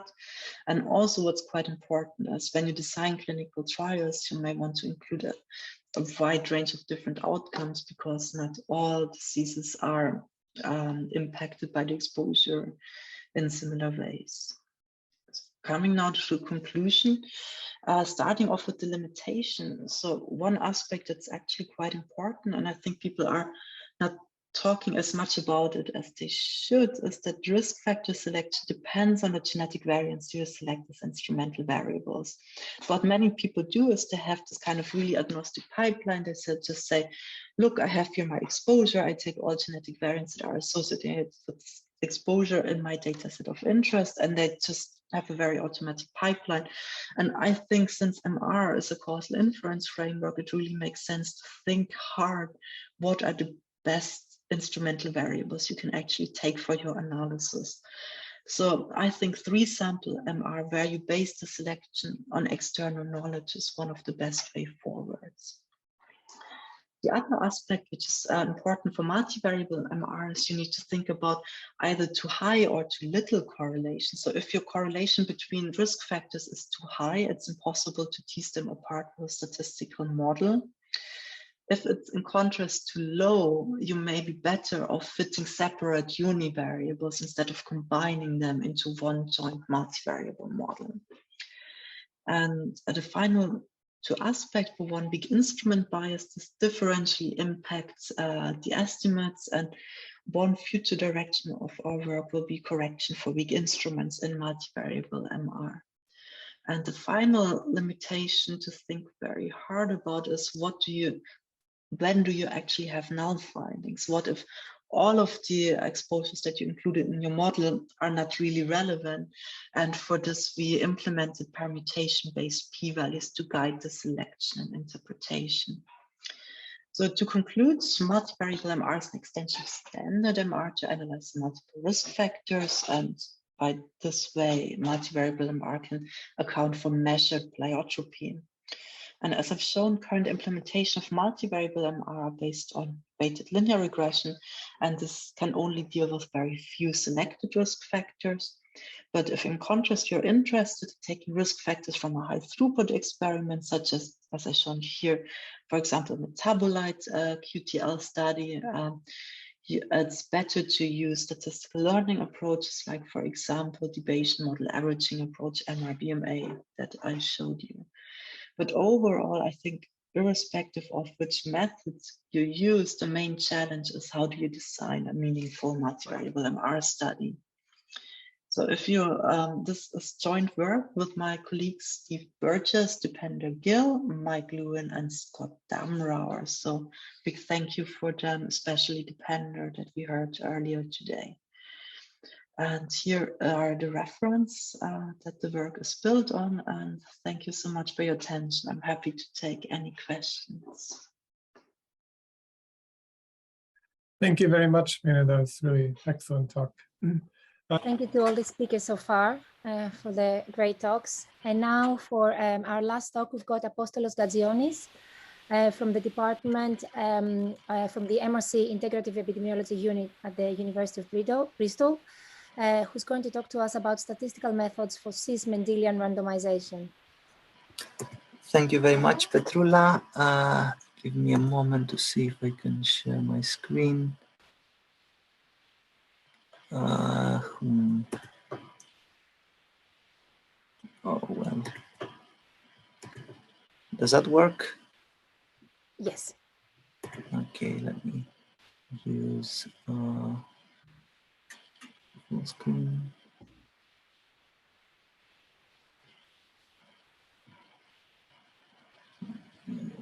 Oh, come on.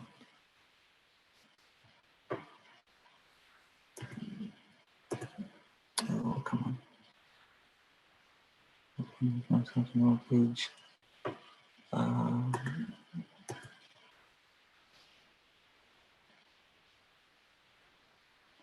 So, sorry, technical issue. I can't find the full screen mode on this.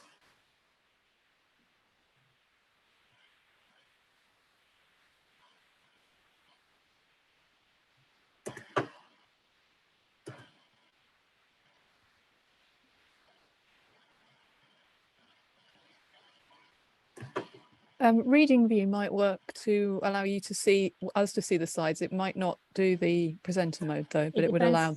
Yeah. Yeah. Sorry. Oh, this might be it. Oh, there we go. There we go. Okay. Sorry for that. Thanks a lot to the organizers for giving me the opportunity to present my work, and also for putting together such an excellent lineup of speakers. As Petrula said, I am currently based at the University of Bristol, but this is work that was done a couple of years ago when I was a research associate at the MRC Biostatistics unit in Cambridge, and was joint work with Paul Newcomb and Steve Burgess, both of which are excellent researchers to work with, and I really help them for their contributions. There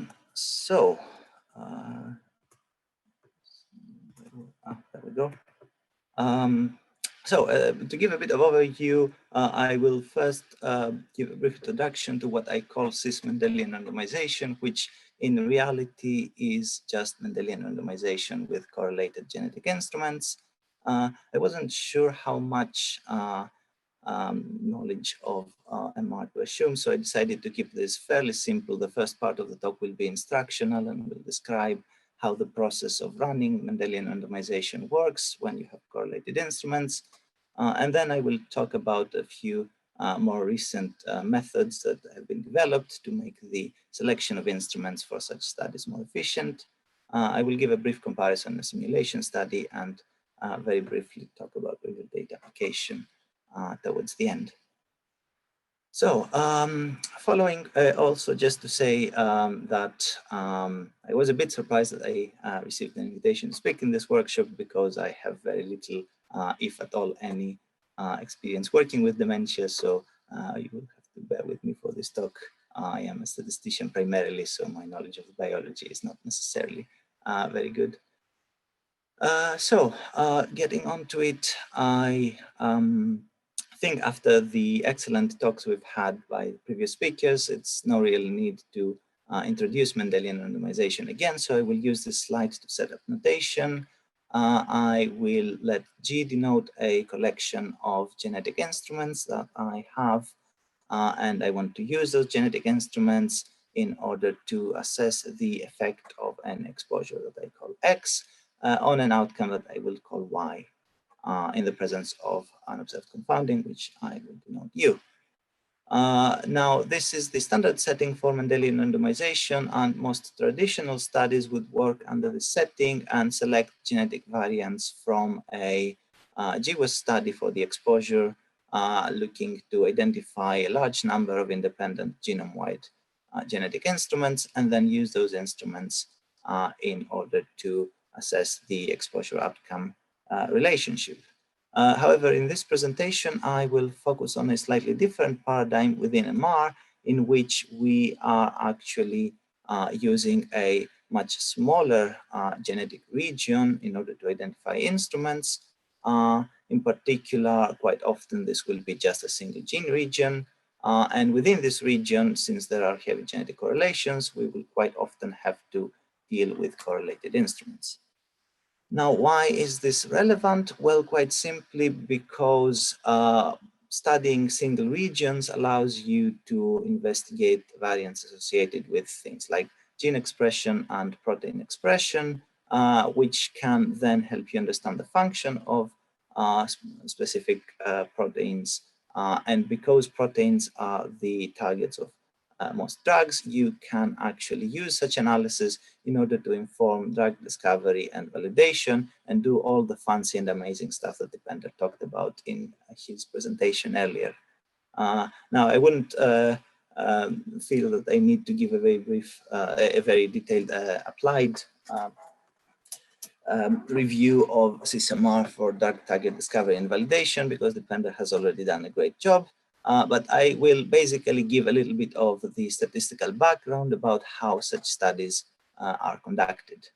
And just to say that although I will be thinking of the exposure as being probably some sort of protein expression, in reality, the statistical background behind those studies is the same regardless of what the type of the exposure is, as long as you have correlated instruments. It's just that we usually use correlated instruments for studies of drug discovery and validation. And this also justifies the name cis-Mendelian randomization, since quite often for protein expression, we use variants that are close to the protein coding gene region, i.e. cis variants. So for this presentation, I will review approaches for selecting SNPs within a gene region, and then approaches for causal effect estimation in cis-Mendelian randomization. And just to clarify, I will focus on a two-sample summary data setting for this presentation. Now, starting from just standard non-cis Mendelian randomization studies, as briefly mentioned, you typically have to select SNPs from a GWAS for the exposure. And what happens is you identify variants associated with the exposure in the GWAS at the GWAS significance level of 5 × 10⁻⁸. And then normally you want to ensure that the SNPs you include in your MR study are independent. So you employ some sort of pruning approach, typically at a very stringent threshold in order to ensure independence. This is how variable selection works. And then once you have got your SNPs, you can use them in order to construct a causal effect estimate for the exposure outcome relationship in one of the many ways that previous speakers have discussed. Here I will think mainly in terms of the IVW formula, which is effectively a weighted version of the SNP-specific exposure outcome effects. So I will be using beta X for the SNP exposure, beta Y for the SNP outcome associations, and sigma for the standard errors of these associations. Okay, that's how traditional MR analysis perform variable selection. Now let's think of a cis-MR study where we have data from a single gene region. So effectively, let's zoom into a very narrow part of the Manhattan plot in the previous slide. And if we do that, we will get a pattern of p-values like the one in this scatter plot, where we only have SNPs. And their associations with the exposure are recorded. And you will immediately recognize that there's correlations between them, since the patterns of the effects on the exposure are quite similar. This particular example is 100 SNPs selected more or less at random from the HMGCR region in chromosome 5. This is a region that encodes HMG CR protein, which plays an important role in the metabolic pathway that produces cholesterol, and therefore is a prime drug target for reducing cholesterol and therefore cardiovascular disease. It is in fact the gene region targeted by statins. So within this region, I took the correlations from the real data because it's difficult to generate realistic correlations in simulation studies. And then I selected 3 SNPs in that region, the ones that I have denoted with red dots here, and let them have true separate effects on a simulated exposure, just to provide an illustration of how SNP selection works. So if we were to take this data set and implement the naive SNP selection procedure from traditional MR studies, what would happen is we would select the minimum p-value variant, this blue dot, and then effectively we would need to prune the other variants for correlation with that top variant. And because everything is correlated, we just discard everything and are left with just a single variant. Now, this is not ideal, but it's not a deal breaker either. Early cis-MR studies did quite often use single variants to instrument gene regions. And that doesn't bias your study. You can run MR with just a single variant, but it can result in a loss of power. In particular, in this region, I simulated 3 separate effects on the exposure. So if I'm only using one of them, I'm capturing only one of those 3 effects, maybe a little bit more because the 3 effects are in LD. So it partly explains the other effects, but certainly it can result in power reduction. At least if I have a single variant, the process of estimating the causal effect is quite simple. I can just take a log ratio. Now, ideally, I would want to use correlated variants, but the traditional IVW formula doesn't work with correlated variants. It assumes that the variants I feed into it are independent. So I would want to use something like all the blue dots here. These are all the variants that are past the GWAS significance threshold, which is denoted by the brown line. Now, it turns out that if I want to do that, I can adapt the IVW formula and come up with a new formula, this one in the slide, which can model correlated variance. Effectively, what I do is I replace the weighting by the inverse variances in the traditional IVW formula by a weighting by the inverse of the joint covariance matrix of all variants. So my weighting effectively takes correlations into account. That's the matrix omega in the formula. In fact, I can also get the genetic correlations from a reference data set. And so this is something I can also compute with summary level data. So if we can do that, that's great. But then why not just use all the correlated SNPs anyway? Why do we need to prune? The answer to that is that we cannot implement that at will because that requires us to invert the correlation matrix within the region, and this can become a rather unstable process in computers. So in an extreme case, if we had to perfectly correlated SNPs, mathematically this matrix is not invertible, and if you try to do this in statistical software, like here that I try to do it in R, you will get error messages. When the SNPs in the region are almost perfectly correlated, you can still get error messages. It doesn't have to be perfect correlation. It can be almost perfect correlation, and it can still fail. And even in more realistic settings where the SNPs are highly correlated but not perfectly collinear, you can get cases where you can invert the matrix, but then the inverse matrix is unstable. So here I have computed kappa, which is the condition number of the inverse matrix. It effectively gives me the relative error in estimating its entries compared to just standard finite precision arithmetic. So here I'm inducing 100 million times this error of the computer's original finite precision arithmetic, which is actually something a computer can handle, but it goes to say that sometimes this error will get out of control. And you may not receive a flashy error message saying that it actually got wrong. So one does need to be cautious when implementing this correlated IVW method. So what can we do then? We don't want to use the correlated IVW with very highly correlated SNPs. So the easy way around this is to use a pruning approach like for the standard GWAS, but prune at a much more relaxed threshold and allow for SNPs to be included that are correlated, but not too highly correlated. So here is an illustration of how that would work. At the first step, I would select the minimum p-value variant in the region, which is this blue dot over here. And then in the next step, I would discard all variants that are very highly correlated with that blue dot. So these are the gray dots that I have removed from the plot. And then I would select the next highest p-value SNP, and then I would repeat this process until every variant is either selected or discarded. And this does give me a small set of variants that are correlated, but not very highly correlated. So the process of running the correlated IPW estimation is actually quite stable, and I don't get numerical errors.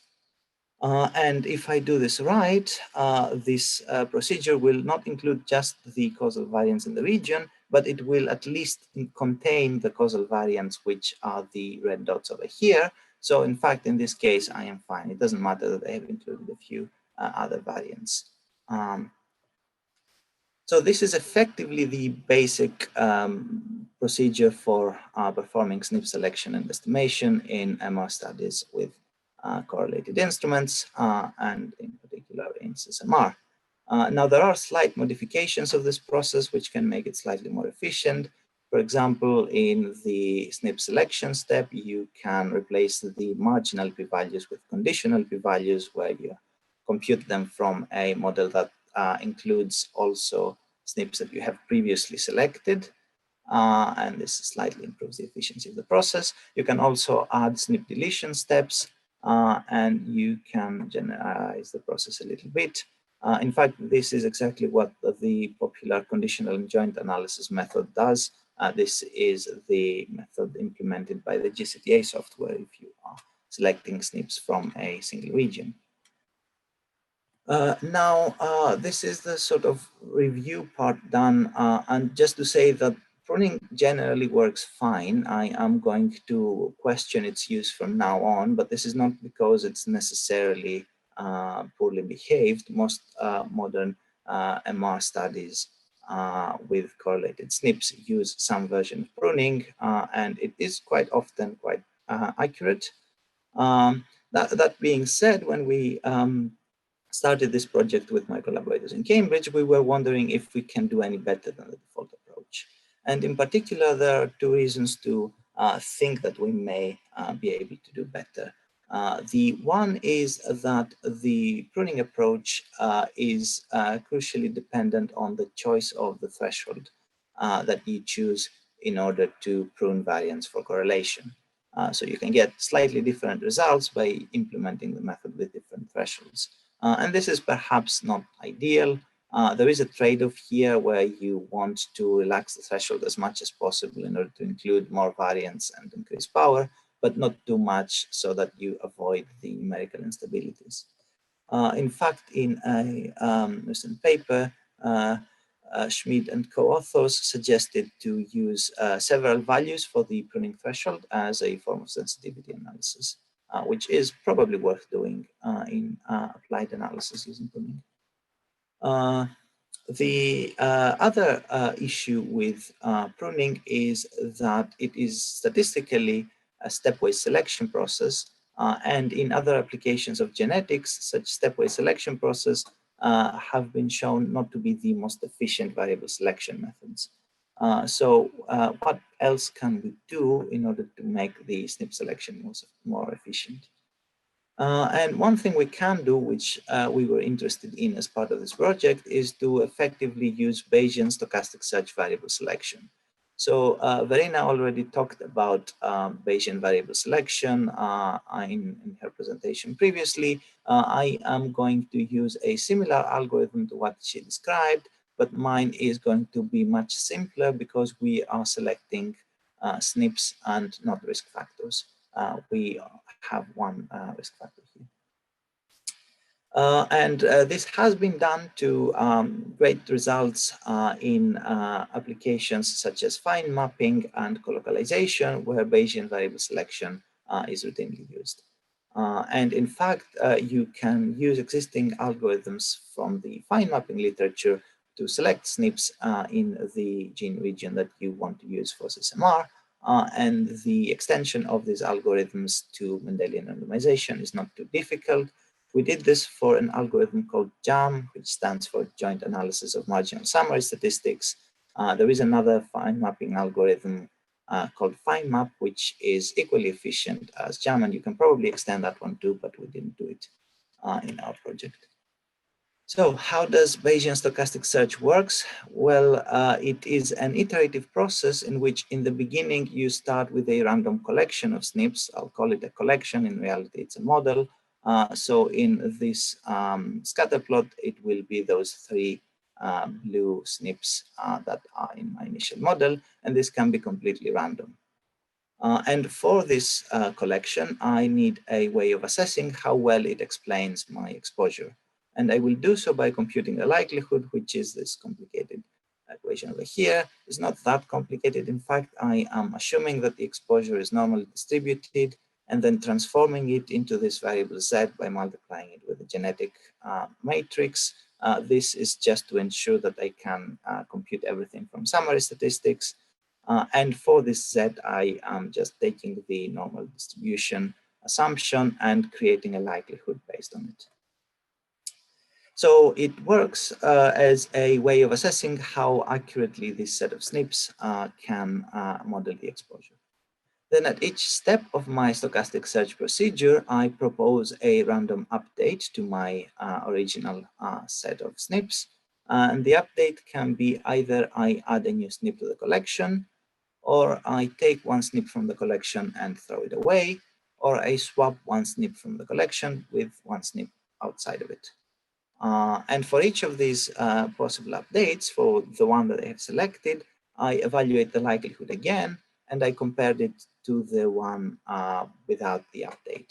So here I have proposed to add this green dot over here, the SNP 22, and I am going to compare the likelihood for all 4 SNPs with the likelihood for the previous 3 SNPs.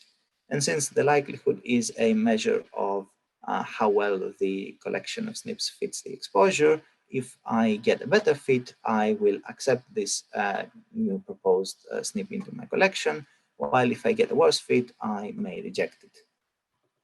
And then in this case, I have accepted it because this is actually one of the causal SNPs, so it was actually beneficial to include it in the collection. And then I can just repeat doing the same process.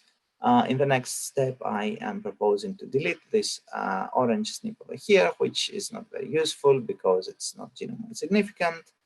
And the proposed update is accepted, therefore, and I can repeat the process again and again. The nice thing about this is that it is quite fast to run, so you can literally run thousands of times quite easily, and the process will eventually, by trial and error, identify the most relevant collections of SNPs for modeling the exposure. And then for each of the collections it has visited, it can compute an IVW estimate with the SNPs in the collection, and then it can average out and then you can average across the IVW estimates in order to obtain an overall estimate of the exposure outcome association from the region. This is the same model averaging principle as in Verena's talk, but for SNPs. And because of its stochastic nature and its trial and error, it is actually able to explore many different configurations of SNPs as potential models for the exposure, which makes it slightly more flexible than stepwise pruning. So in this simple example, if we were to run it, you would normally get to give to each SNP a probability of being included in the final model, i.e. a posterior inclusion probability, to use the language from the previous presentation. But in this case, because the example was quite easy, the algorithm was quite assertive in selecting 3 SNPs consistently across iterations.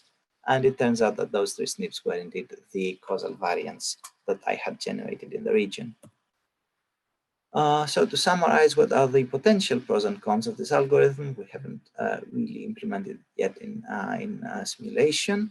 One potential advantage is that, as we mentioned, its stochastic search is more flexible than the stepwise pruning approach.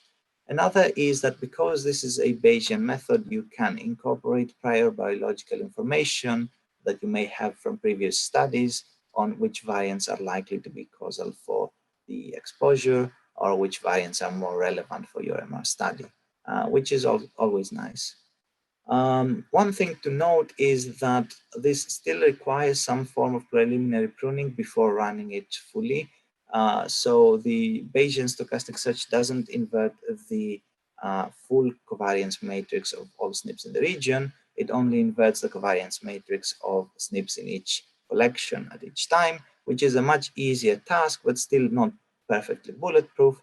So we do recommend running a small pruning step prior to implementing this. But the nice thing is that you can run this with a very, very relaxed threshold, like 0.95 correlation, without worrying about whether it will give different values for different correlation thresholds. And another downside is that, of course, this can be slower to run than just standard pruning. Now, this was our take on selecting SNPs, but around the same time, there were a couple of other approaches developed on SNP selection. A different approach is to say that if it's so problematic to compute and invert correlation matrices, we might as well, instead of taking individual SNPs as instruments, take linear combinations of them. So in the same principle as you would get a risk score as a instrument in a traditional MR analysis, here you can take several linear combinations that jointly explain as much variation in the exposure as possible. And the statistical method to do so is called principal components analysis. Sorry, I'm realizing I'm running a bit out of time. So I will skip some effective, sorry, go ahead. I was going to say you've got 3 minutes left, but then you've got 10 minutes for questions.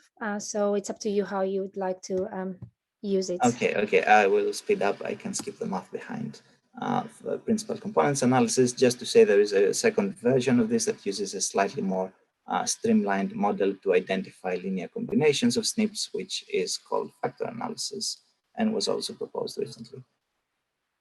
So to assess the differences between the various methods, we ran a simulation study. We used this time a much larger collection of SNPs from the HMGCR region and generated artificial values for the exposure and outcome. We assumed 6 causal SNPs in the region. We tried 3 values for the causal effect, and we considered either a strong instrument scenario or a weak instrument scenario to explore how weak instruments bias also affects all of these, because we had claims that it might. So here is where I illustrate my terrible plotting skills. So the 3 sets of bar plots here are for the 3 different values of the causal effect. For a null effect, we get consistently null estimates across all methods.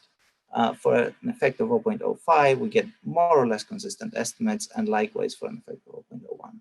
This is a simulation with strong genetic instruments, and generally all methods behave well. So the brown bars here are implementations of pruning, and you can see that there is a little bit of difference between pruning with different correlation thresholds, which can give you reasons for concern if you select the wrong threshold.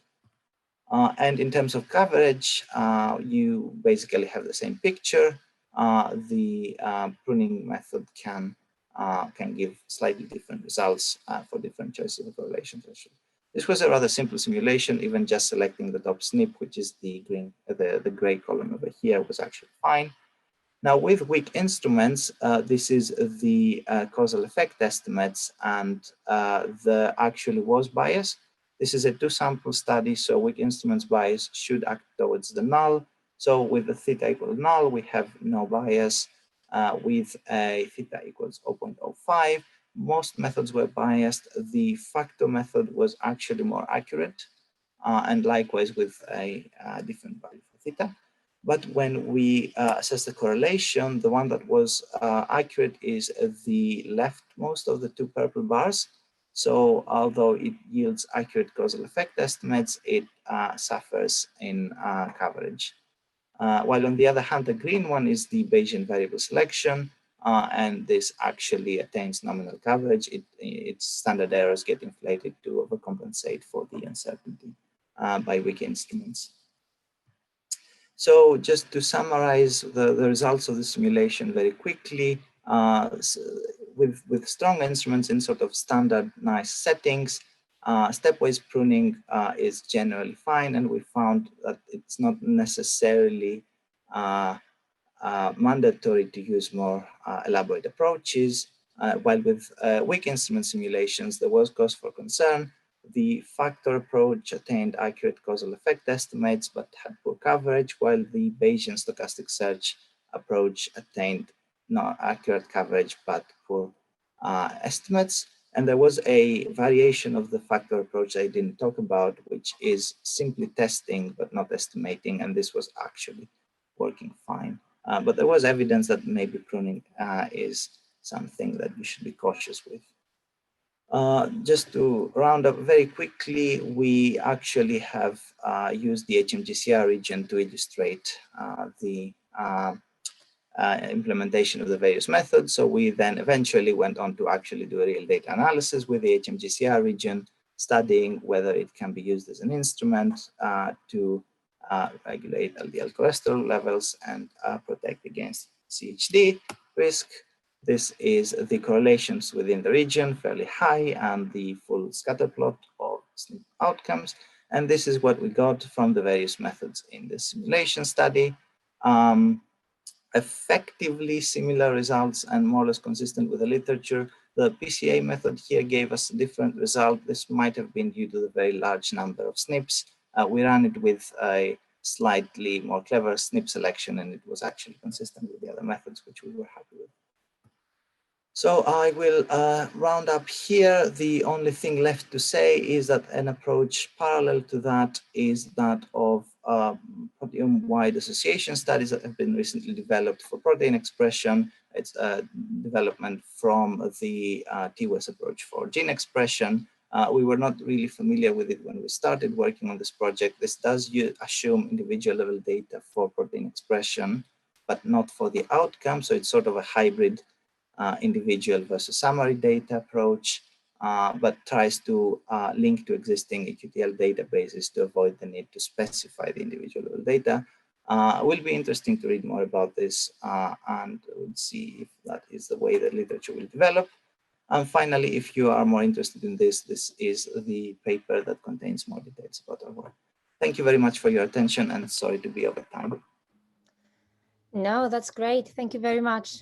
You're only 3 minutes Okay, good to hear. beyond, but that was great. Thank you very much. And just to say that in Demo Network, we want to bring together data science scientists working in data science and methods together with scientists working in brain health and dementia. And we saw your paper on cis-MR, and that's why you received the invite. So thank you very much. Thank you so much, Apostoli, for your great talk, and thank you to all the speakers. And I'm going to pass to Laura for the concluding remarks. Thank you, Laura. Thank you very much. Thank you. So yes, thanks to everyone. It falls to me to do the concluding remarks, but first, before we do that, I want to thank the speakers for giving up their time and coming to speak to us today. So Emma Anderson and Zoltan, Kutalik, Dipender, Gill, Verena, Zuber and Apostolos, they've been brilliant, and it's been great to learn all about the different methods and the different ideas that we can use and why we should be using it as well. But I also need to thank the chairs. So you've met some art chairs already today. They've been brilliant. We've also had an organising committee behind this. So Ahmed and Ileana from the Demon Network have been brilliant, and they've been supporting the seminar. But yeah, what the aim of this really was to inspire everybody to go away and do Mendelian randomization, try a different method. There have been some methods here that we've described. There are lots of other ones out there. And so it would be great to get your feedback and work on this further. So we'll probably circulate another survey. I think when you were registering, you saw some questions. We'll probably circulate similar things. So there'll be a survey coming round, but we'd like to invite you to come and join the Demon Network. We're launching a special interest group as part of this event, which will be specifically on Mendelian randomization. And as Petra said, it's not just people that are working on dementia. We're interested in people who have new ideas, who want to work on Mendelian randomization, who come from a statistical background, who have new data sets, or who are interested in dementia and want to learn about Mendelian randomization.